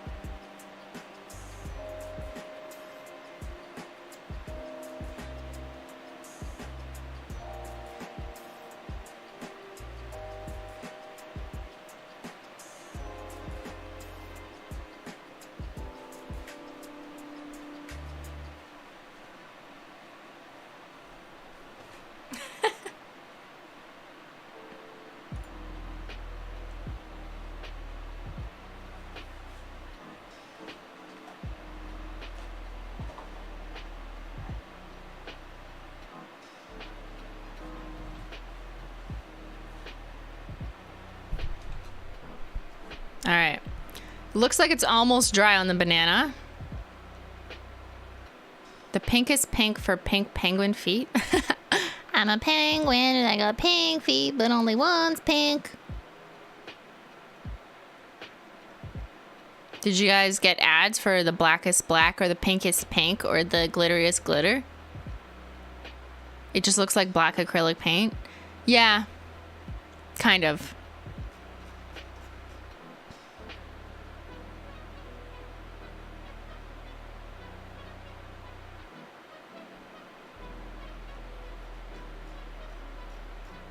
Okay, I'm gonna move the banana aside strategically.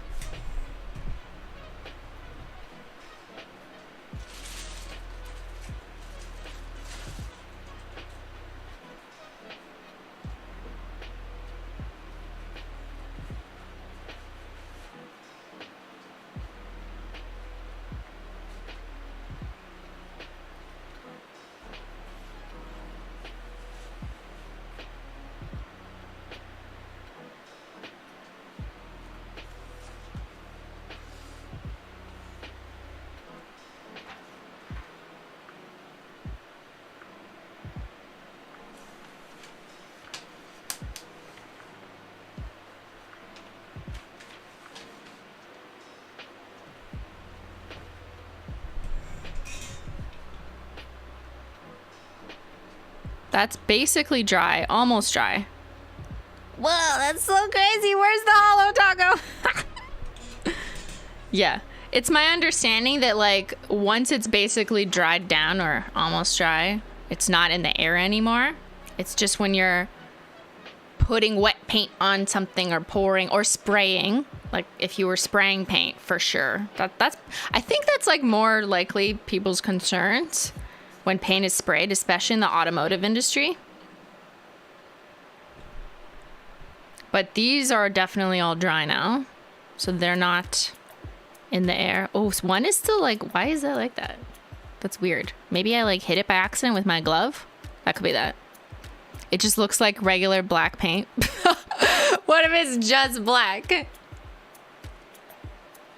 So we're gonna be comparing these to black nail polish, which is actually designed for black. But I'm just gonna like, even just looking at this, like this is really black. Like this is definitely, before I've even experimented, blacker than any black nail polish that I've seen. Not necessarily like more opaque. Like there are some black nail polishes, including One Coat Black, which is incredibly opaque in one coat, so you get full coverage. But in terms of like blackness and the particles of light, because of the presumably different types of ingredients, I'm gonna just guess that these are technically blacker. But it's always important to remember that this is not for cosmetic use and that all nail polish should be regulated for cosmetic use. Understood, chat? Put the iPhone flash on it? Okay, we'll do that. We'll do all those tests. As long as this is dry, almost dry.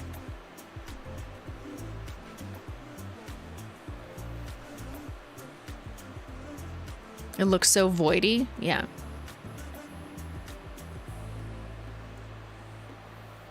I do want to put a glossy taco on one of them just to see like what happens. It is indeed black. Yeah. Okay. This is my conclusion. Yeah, that's black. Guys, we're done with the painting. The paint is done. It's put away. These are now dried finishes. The banana's over there. So there's no wet paint around me. So stop begging me in the chat. I've already taken those precautions. It is dry now. Meaning it is not in the air. Chill. Chill, chat. Chill. You are not the one doing anything. I am. I'm not putting it on my nails, though. There's still an air. I don't know if you can still hear the air purifier. It's really loud to me. That's probably why I'm screaming. I apologize if I've been kind of yelling. It's because I can't hear myself because there's an air purifier. Simply, did you ever think you would have a platform for having 2,000 people watch paint dry? I mean, y'all have watched paint dry on my channel for the longest time. You just didn't realize that's what you were doing. Take a shot every time I give a disclaimer. Yeah, okay. Don't worry. I could think of a few more. If you want to, I'm gonna get you guys drunk then. Okay. Put it against a black background. Well, like this is black, but obviously not the most black. But that's kind of fun. Ooh, that's fun. That's fun, she said. Look at that. See? It's very black. But anyone who has the No Mess matte, it's not like pure black. It's like slightly gray. So this isn't surprising to me. What about, wait, okay, this is fun. What about this? I mean, hold on.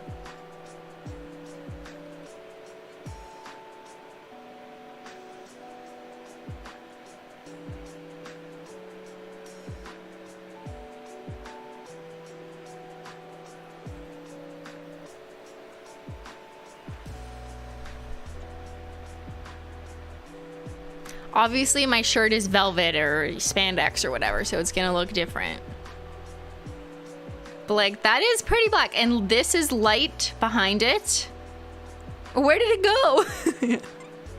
It looks more velvety. It's just very, very matte.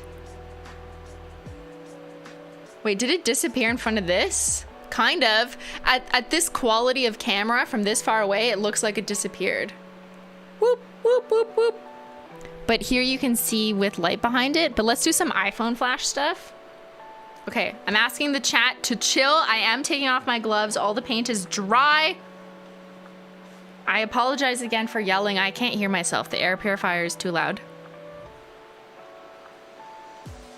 Oh, you know what I wanted to compare to? This. The Pantone book. Another gatekeeper of color. Okay. To be fair, I only have the book with like the colors. I don't have the book where there's like every shade. Why is my ears keep going out?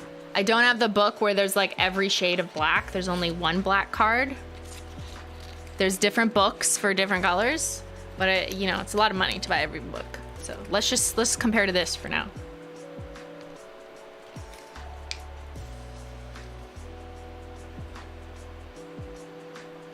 Whoa!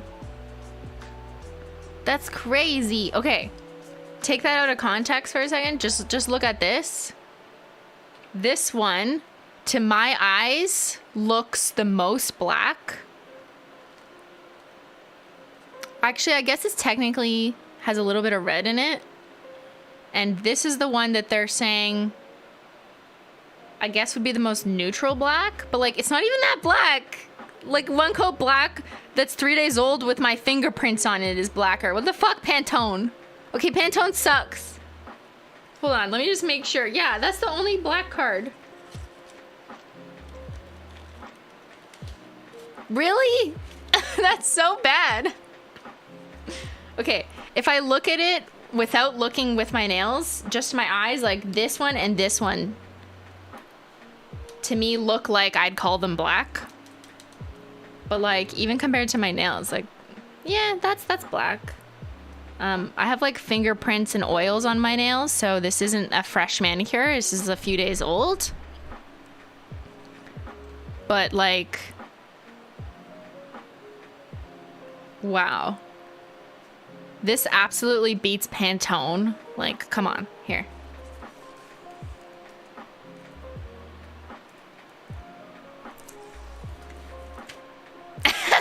Are you a joke to me? That's like not black at all. And neither is this one. That's like gray. What the fuck?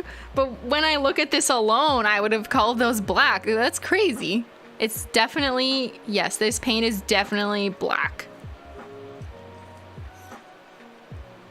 Okay, now let's do some comparisons. Pantone can go sit in the corner. Honestly, though, it's my fault because I don't have... there's probably a book with, like, way more blacks in it. Whatever. I just don't have it.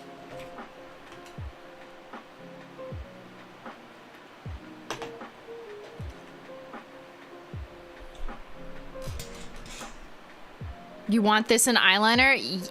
Yeah, but I'm going to guess it's not safe to put on your eyes. Do not put not cosmetic grade stuff on your body. Disclaimer, again, please take a shot. Okay, so I'm just gonna go ahead, of course, and use Holo Taco's nail polish, one coat black, made for nails to be put on your nails using pigments that are intended for nails.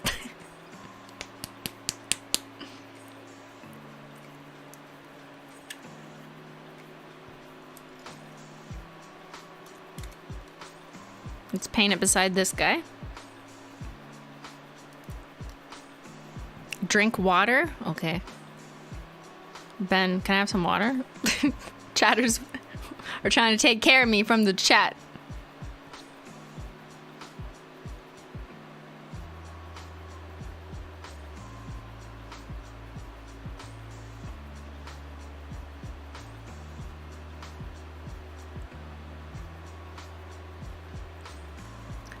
So that's one coat of one coat black. Obviously, is there still like a Menchie hair? There's literally a Menchie hair on that. What am I gonna do? Maybe it attracts cat hair. When we first painted on the Musou Black, it was shiny, so this isn't really a fair comparison. But Holo Taco and a lot of nail polishes will dry down with a slight shine. Not necessarily super like glossy. So I have seen people say like put a matte taco on it. We're gonna do that, but I'm already telling you that a matte taco, because of like the pigments in it, will dull the color, if you want to call it a color, a little bit. So it will make it more gray. So it absolutely will not be as black, but let's do it. I also want to try putting a glossy taco on this and seeing if that differs from one coat black with a glossy taco. So let's do a couple more paints of one coat black near it. I'm gonna go get my Sharpie so I can label them as well. So just painting another one coat black beside here.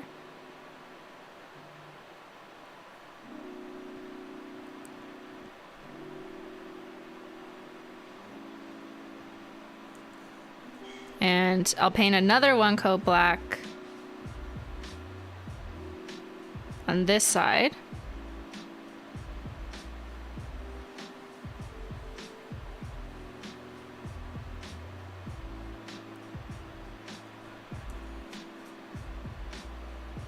Let me go grab my Sharpie to mark the specimens. Oh, never mind, it's right here. All right. So I think what I'll do is I'll just mark the stuff that's not this. So this is Holo Taco. And I'll add if there's been like a glossy taco or anything.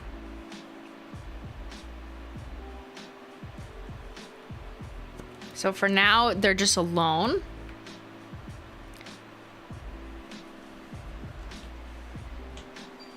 You want to see your banana? Nope. It smells in here.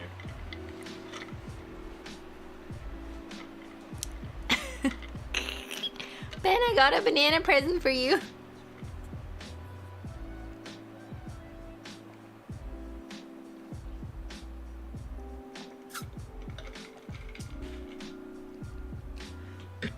Okay. So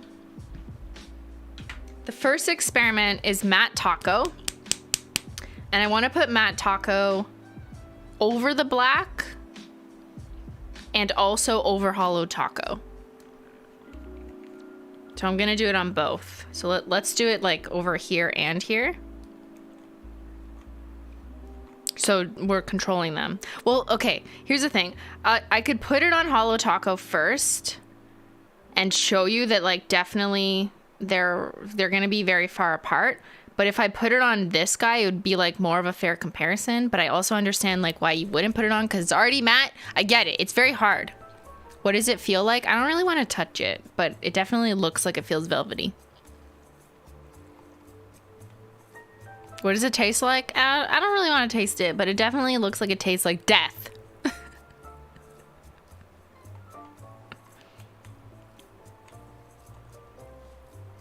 Okay, so this is matte taco on Holo Taco's one coat black. And it will take a few minutes to dry down. But because matte taco is kind of like, matte taco is a pigment. It's technically a pigment that kind of like, it softens, it dilutes. So that will affect the color underneath. But adding matte to Musou would kill its blackness, probably. I kind of want to just paint half of it though. Here, look, I'll go like this.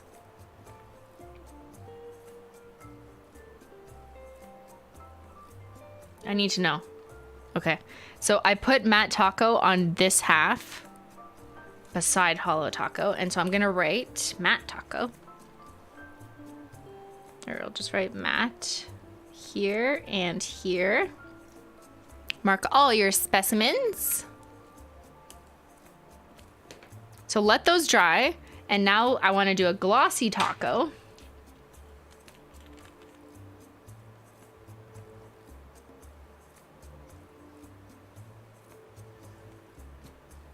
Yeah, and I'm going to be swapping out the brushes. Actually, that's a good point. So for the matte taco one, actually this was kind of like almost half done anyways. But for the glossy taco, I'm just using a new brush.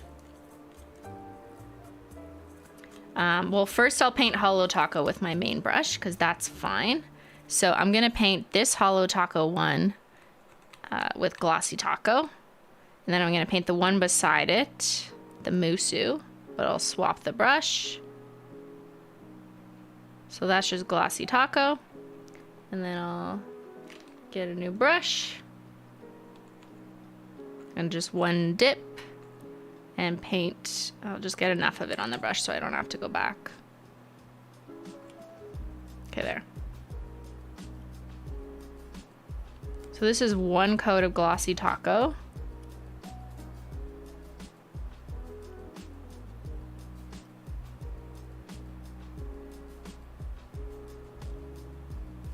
It applied a bit weird because it's when the brush is new, you're supposed to like let it soak in the polish. Okay, that does not work. Or maybe, oh, it's reacting weird with glossy taco. Oh, what? That's so weird. Look, it's like bubbling. Hold on.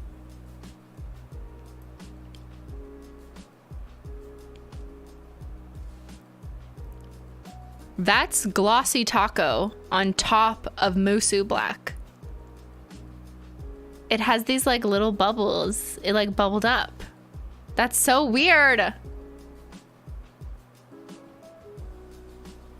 It's rejecting the gloss. It just didn't. Yeah, you know what? That actually kind of makes sense. I mean, well, what the fuck do I know? But it's like rejecting it. It doesn't like want to work with it. Okay, I could put, here, where's the other mask? This one's just easier to put on. Or wait, no, I said it was easier. Wait, how do you put this on?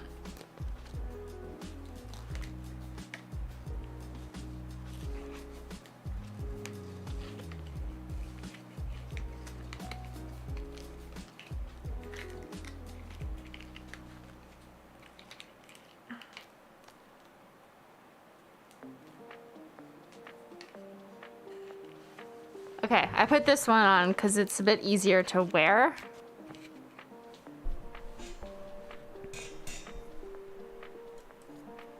But that's so crazy. You know what? Like, maybe it kind of makes sense. I'm just totally making things up, total speculation. But like, glossy taco, one coat black are lacquers designed for nail polish. Like, they're a different type of acrylate or whatever, you know, than the main ingredients in Musou Black, which is not designed for that same purpose. So combining them kind of makes sense that you might see some weird rejection of it. Now, we didn't see that on the matte taco, which is interesting. So here, now that those are dry, this one is just hollow taco one coat black with one coat of matte taco. The one in the middle is Musou Black with half of it with hollow taco's matte taco. So interestingly, when you put matte taco on, even the Musou Black, it looks identical to the way matte taco over one coat black looks. Obviously though, Musou Black on its own is matte and is going to be way more black than hollow taco matte taco, because matte taco, like any matte top coat in the cosmetics nail art world, is a pigment. So it technically has a bit of color and it makes it kind of gray. That's just kind of what it does. But that's so cool. And glossy taco just was like, what the fuck is this? See, look, it kind of broke. There's like little lines, like it cracked. That's so crazy.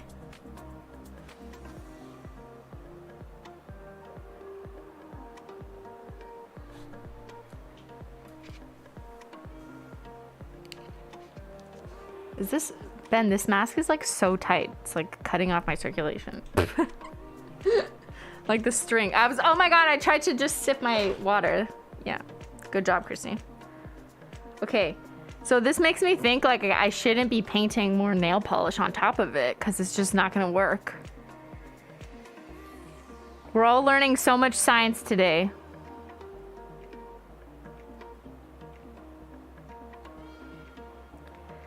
So I think based so far on what we're seeing here, it's really hard to compare any nail polish product, never mind just like Holo Tacos, compared to this, because you have no way to control the conditions under which they're presented. Nail polish on its own isn't gonna dry down like flat matte. It needs a coating of something, whether that's matte taco, it needs glossy taco or whatever.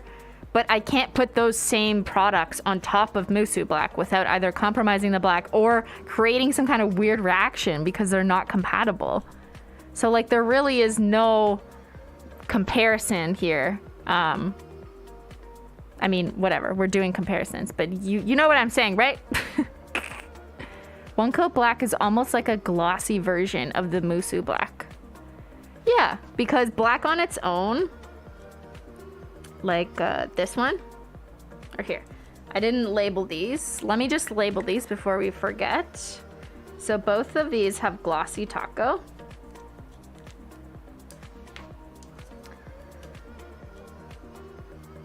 But this one was just on its own. This one was with glossy taco.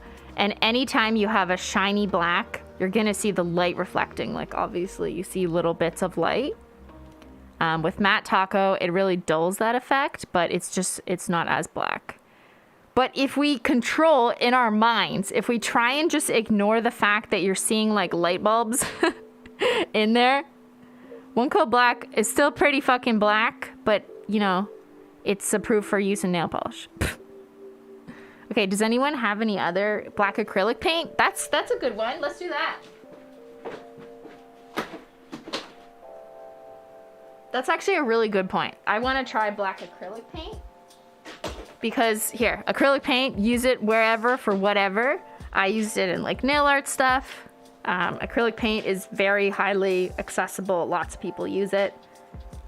So let's just, out of curiosity, see what black acrylic paint compares to Musou Black.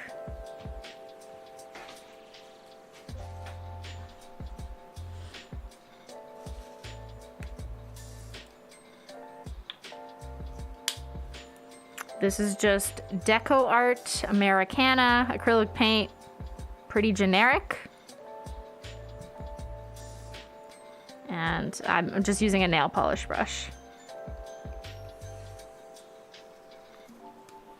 So let's paint acrylic paint on this side.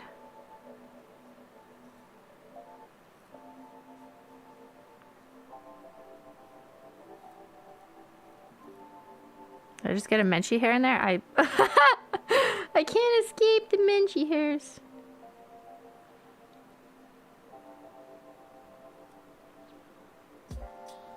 Okay, I tried to do a generous coat, but I might need a second one. So just leave that there.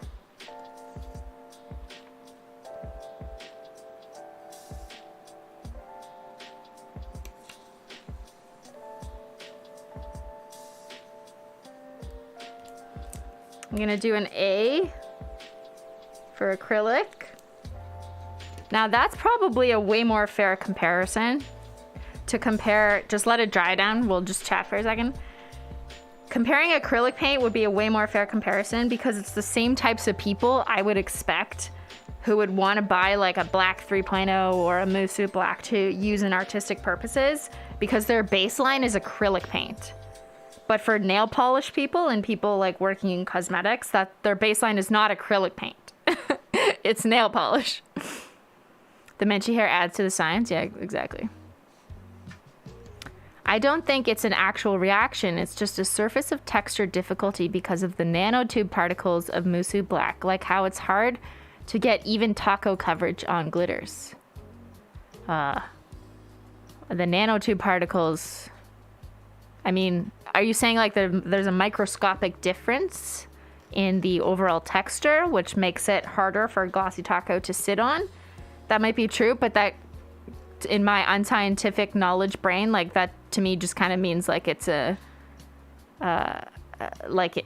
reaction, or it's not compatible, I guess. Compare the ingredients. Or put it on the paper. Okay, yeah. Yeah. Let's put it on the paper. So this is acrylic paint.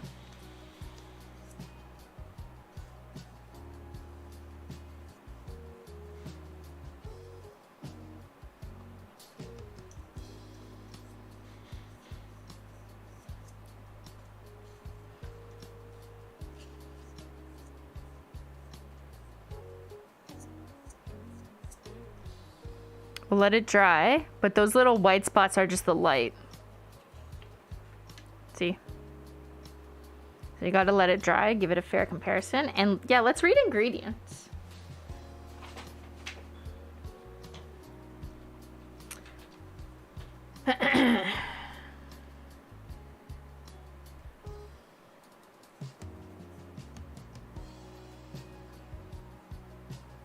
Okay, there's no ingredients listed on my deco art. It's probably just on the internet. It's probably on the box.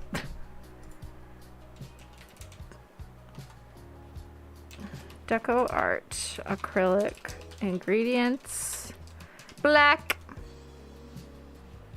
No way, water-based acrylic? I don't know.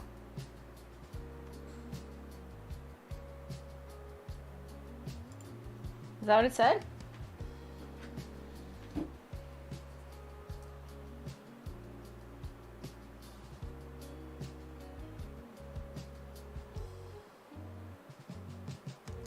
I don't know.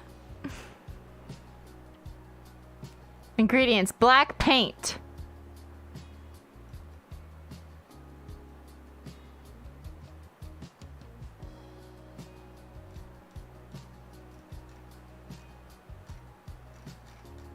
All right, I'm just looking for it online.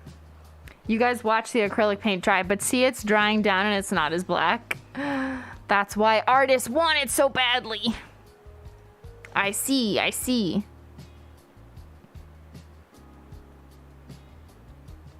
Okay, yeah, you're right. When I Google this brand of acrylic paint, it does say it's water-based acrylic paint, but it does not tell me the ingredients. It just says water-based acrylic paint. Okay, whatever. I'm not gonna pretend like I know what any of that really actually means anyways.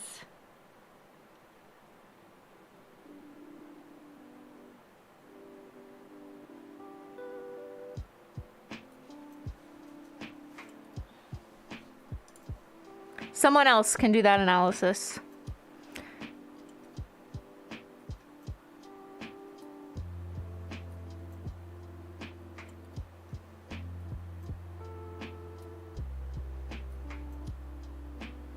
Because the ingredients for that is legit just acrylic, pigment, antifungal, and water. Oh, so they don't list them? I don't know.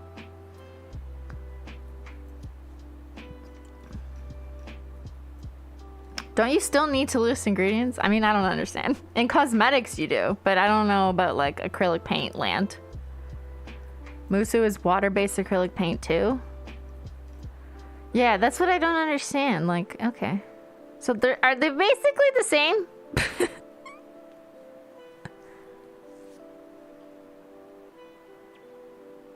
Both are water, but where are you getting that? Just from the description on like I see Deco Art's website. And if I go to Musou Black paint, ingredients. Oh my god, you know what's hilarious? When I search Musou Black paint ingredients, guess who's running an ad? Of course. I mean, like,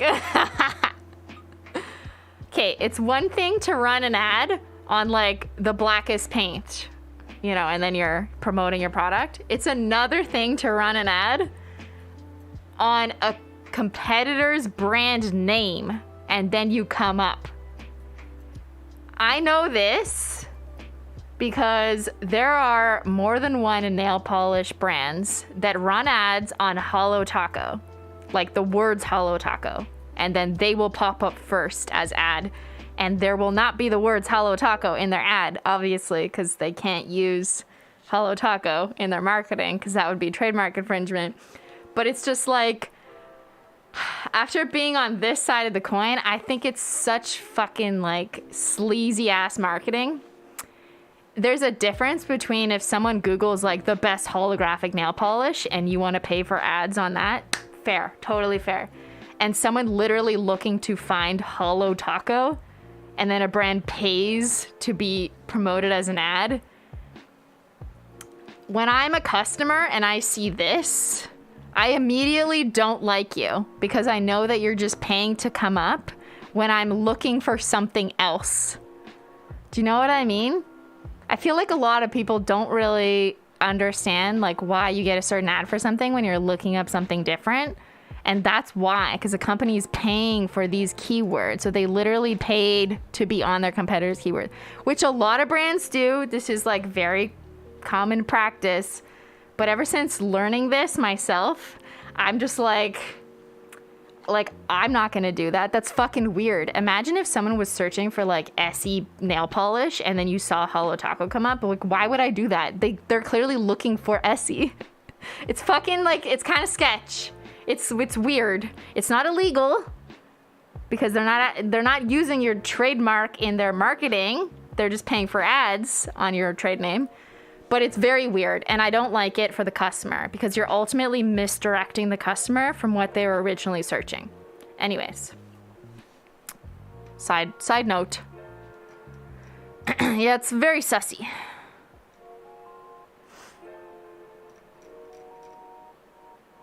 I just Googled HOLO Taco to see the ad. Okay, well, everyone's gonna get something different.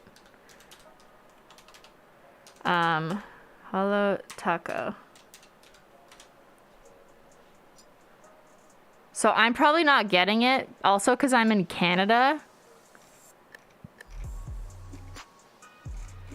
But if you Google it, you're probably gonna find something.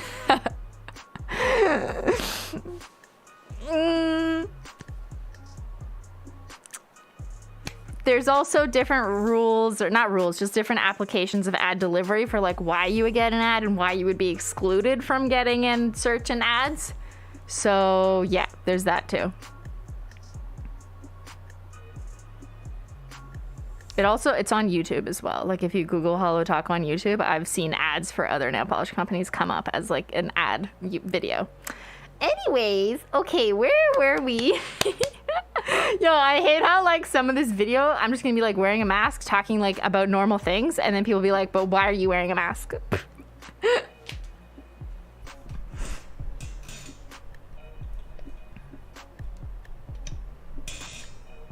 Okay.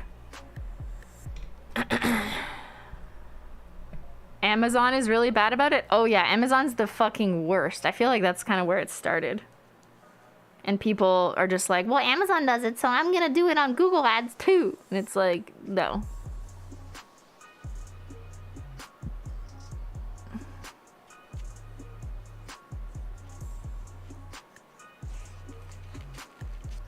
When I was in school for digital marketing in the Google Ads class, they teach you that a tactic is to use competitor names. Yeah, but like, did anyone stop to think like, if that was reasonable to do?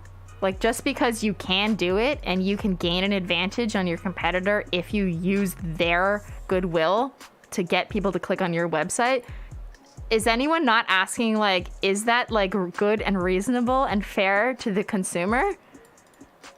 I don't think so. I think it's fucking sketchy, but you know, maybe I'm just like not cut out to be in the Shark Tank world, apparently. Okay, let's evaluate.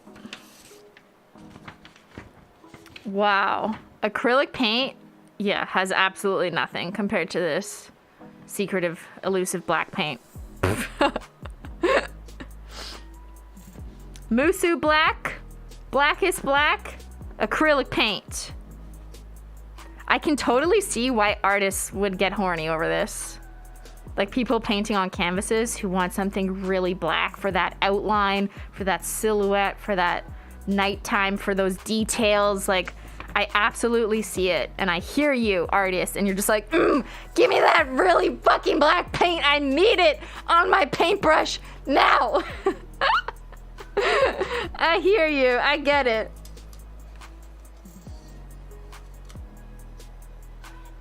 And let's go back to the nails. So we have acrylic paint here. It's not completely dried down, but you get the idea that it is, yes, the acrylic paint is drying down less black than the most black paint. That's how you feel about one coat black? One coat black is like as black as a nail polish pigment can be. And also as opaque. I mean, that's really the priority, is it opaque in one coat? Okay, since we're here, I do have a couple, hold on, let me just move this. I'll stay on white so you can see it a little bit better.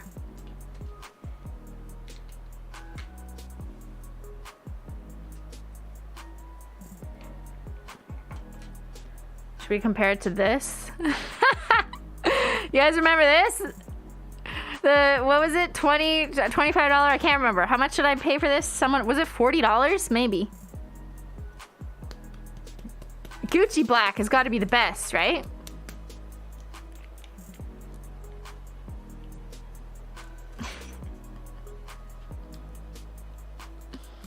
Okay, Gucci, let's see what you got.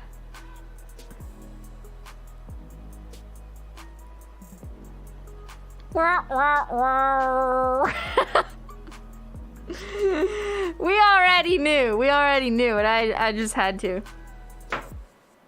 Okay, one more test I want to do before we conclude is look at light through it. So I got my flashlight. It was $33 US. Wow, I love how I spent my money. Amazing.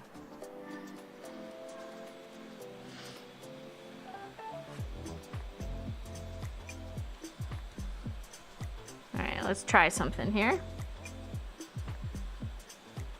Gucci. It doesn't even look black. What happened? What?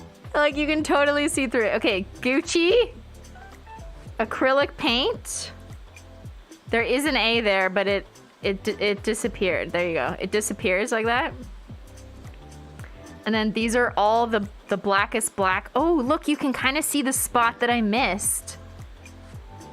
That's just me, you know, using a paintbrush, maybe not looking at it carefully, because not all of them are like that. But there's a few spots, but that's got to just be me. But like, look, it actually blocks out light. That's crazy. Okay, that's one with Glossy Taco, so that's not really fair. And this was Holo Taco with Glossy Taco. There's like a tiny bit of light through it. But like, that's pretty good for a nail polish. Okay. What else here? Which one was that? Oh yeah, these are both HT. So that's HT. The middle one is Musou, and that's HT as well with Matte Taco. So there's a little bit of light coming through on the HT. Yeah, more on that one. Wow, I guess I wasn't really paying as much attention on that one. That's crazy though. It really is kind of incredible how much it like absolutely blocks out light there. Just like, bloop, no light. And then we get to Gucci, and Gucci's like, am I? What? We're supposed to be what color?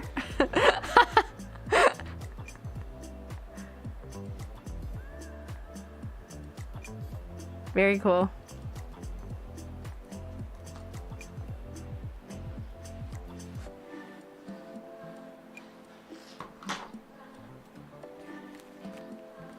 In conclusion, Holo Taco One Coat Black is the best nail polish meant for your nails that is black.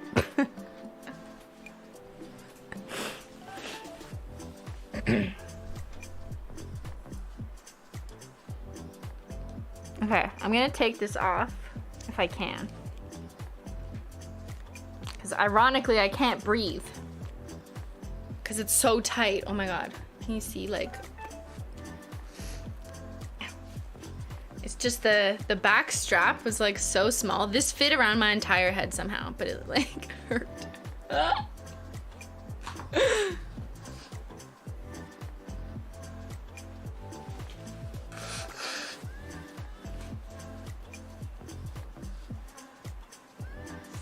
Heavy duty shit.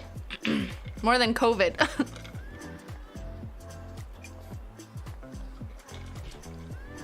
Yeah, look. This is different than like the average mask you would wear for COVID, by the way.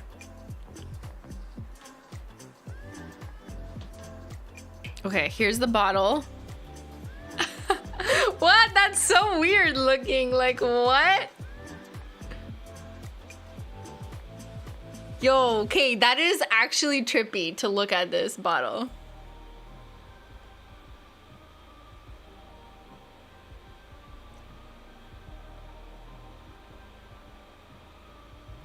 It is really gone. Like, it's just like a black spot on your screen.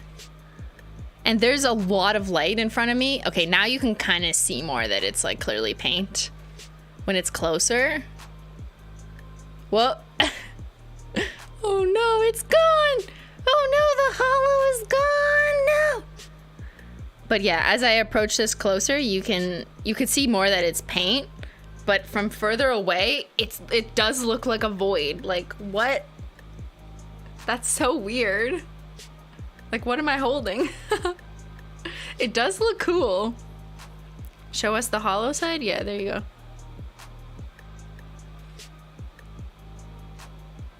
It's hollow. It's gone. It's hollow. It's gone. No! I'm at a world without hollow. It looks like a digital censored square. Yeah, it's kind of giving those vibes. Censored. What if I do this? Hold on.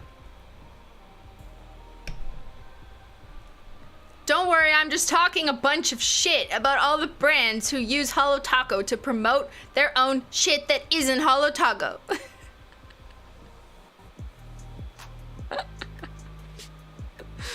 What? It does look like a censor box. That's so crazy. Get fucked. Every time I say fuck, I'll be like, hello everyone, hope you're having a wonderful day. Actually, fuck you. Yo, how much fun could we have with this? So much fun.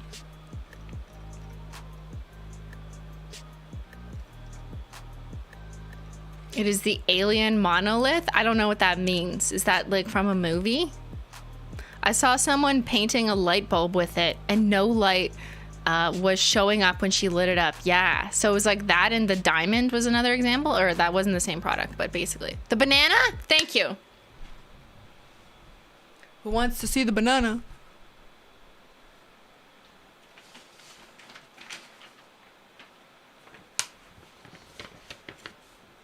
Okay, I'm gonna give you a view down here. Hold up.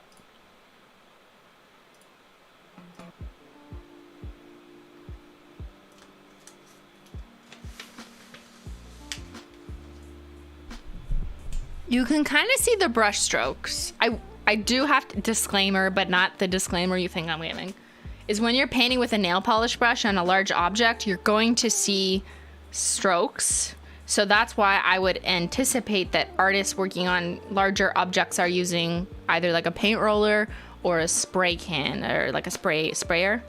It's like when I tried to paint the car with nail polish and then we were trying to use the brushes and it just did not look good. That's why. The banana looks like it has a hole in it. I don't know. I kind of see, like, I can see brush strokes, so it doesn't look as good as I thought it did. However, if I do this,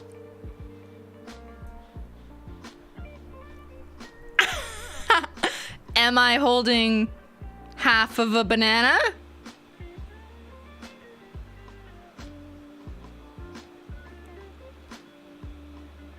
Banana. Half of a banana. So crazy. What? You don't see strokes from this camera, but I could see them through that camera. Is it art? Hold on, I'm just trying to touch not the... Hello everyone, it's me, CrIsTiNe again. Welcome back to my channel. Troom Troom could never do this. Troom Troom, I found you some fun paint to play with.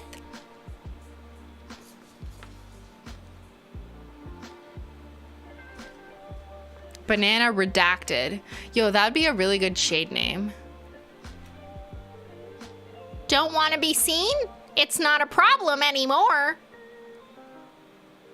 Redacted. Ben, where could we fit that? I like that shade name. Redacted. Hollow Redacted. And it's like, just not hollow.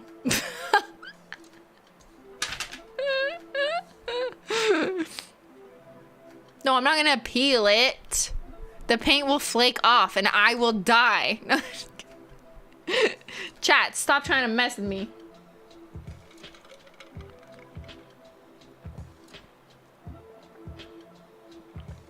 I'm also will not be eating this banana. I will not be eating this banana, you freaks.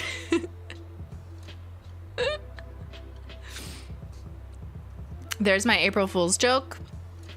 Yeah, we could just feel like new release, new shade, and then it's just pitch black and it says redacted as like the shade name. All right. It's not going to be funny if like I'm telling you about these ideas. But I also really like the joke of having like a disclaimer at the bottom, like Stuart Semple did. But it was like, we'd have to say something about like, you, by purchasing this product, you agree to never have boring nails, blah, blah, blah. Redacted. We had that as a shade name idea for Left on Red. But it wasn't voted. I can't remember. Or it was like track changes or something. What did Ben say now? Go live on Twitch and do a banana eating stream? With this one? You want me to eat this on Twitch? Why? Because it's illegal on YouTube?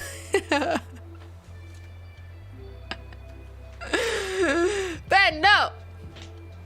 Censor bars over all the redacted marketing. And then we could run ads on every other nail polish company, and when the ad pops up, it'll just say redacted.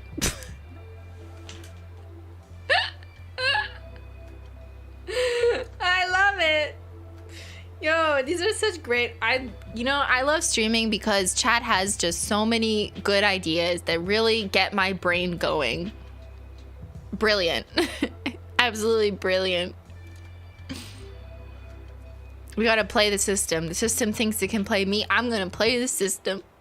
Just like Stuart Semple, who thought that he was playing Anush Kapoor by making it illegal for Anush Kapoor to purchase his version of Blackest paint. But then all these other companies came out with Blacker or Blackest or whatever. The world's first Blackest paint.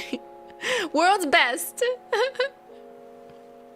Can we see the tinfoil?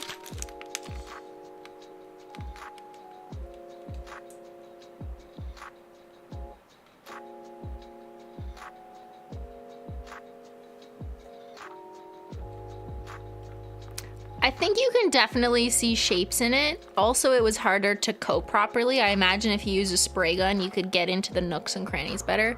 But I feel like you can see folds with the tinfoil, so I'm not really that impressed on tinfoil.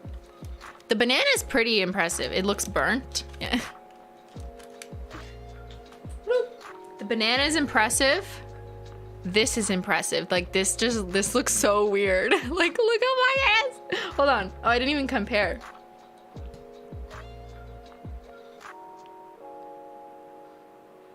Wait a second. Okay. I thought One Coat Black would definitely like not look as good compared to this, but looking at it, as long as it's not in the light, there, as long as it's not angled in the light, it's actually pretty black. Wow. Look at that. Imagine that. That's pretty close. All right. Okay, I think that's all I had for you guys today. Just an experiment. Just some reading, a little bit of a lit review.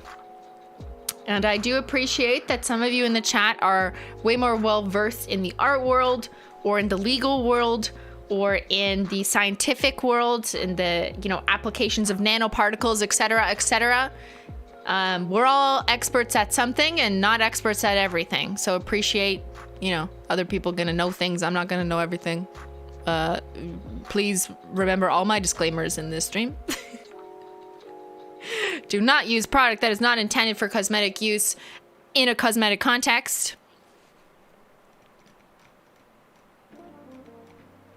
And this stream was brought to you by CrIsTiNe the SciEncE Queen. CrIsTiNe the SciEncE Queen. Doing things that she doesn't mean. Okay, tomorrow is Menchie Gang exclusive stream. For members, it's their bonus stream. It's happening at 2 p.m. Eastern. And Wednesday is my regular stream schedule. We'll be playing another game to be determined. Not determined yet. But I do have many, and thank you guys for giving me lots of feedback on last Wednesday's stream about what you want to see next. This was a fascinating stream. Thank you. You're welcome. It was fascinating to me too. Are we not recording a podcast? Yes, we are. What are we recording? We got to record tomorrow. Preferably before I do the member stream. Guys, what should our podcast be?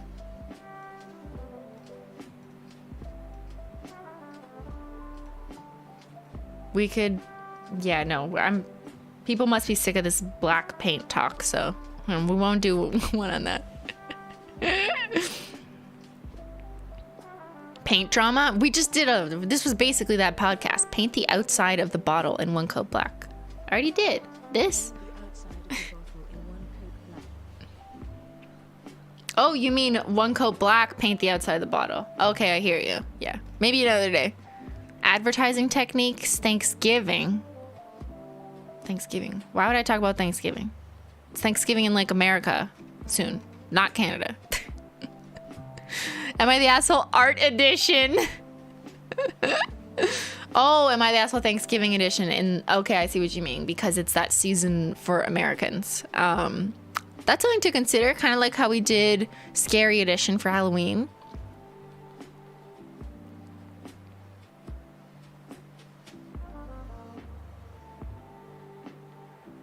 Thank you, Susanna, for the 20 gifted memberships. Oh my God, right at the end of the stream. Thank you. Menchie Gang, Menchie Gang, Menchie Gang, Menchie Gang. Pretend I said it 20 times, Menchie Gang. That means because of Susanna, 20 of you can come tomorrow and come hang out. Woo! I'm curious to hear how you pick shade names. I pick them.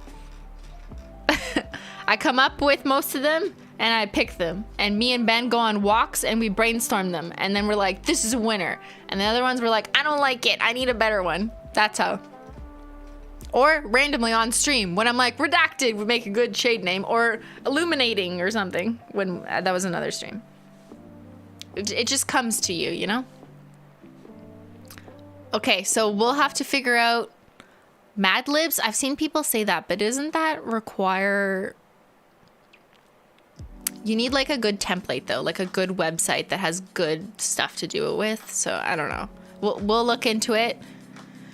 The gifted memberships are randomly given out by YouTube. No one gets to choose, not even me. YouTube uses an algorithm to decide who has engaged the most with this channel, including chatted the most in the live chat, to decide who to give a membership to. It only gives memberships to people who aren't already members, obviously. Also that.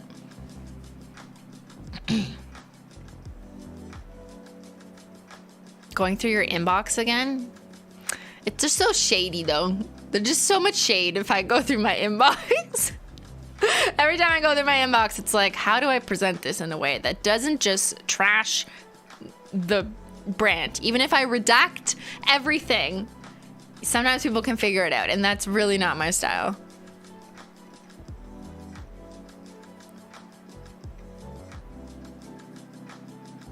Okay, we'll figure it out. Thank you guys for joining me. Thank you, mods.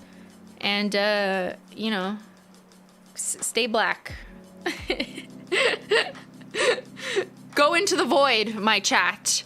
Proceed with the rest of your day. Go into the void. All right, everyone? And thanks so much for watching. I'll see some of you tomorrow. Bye.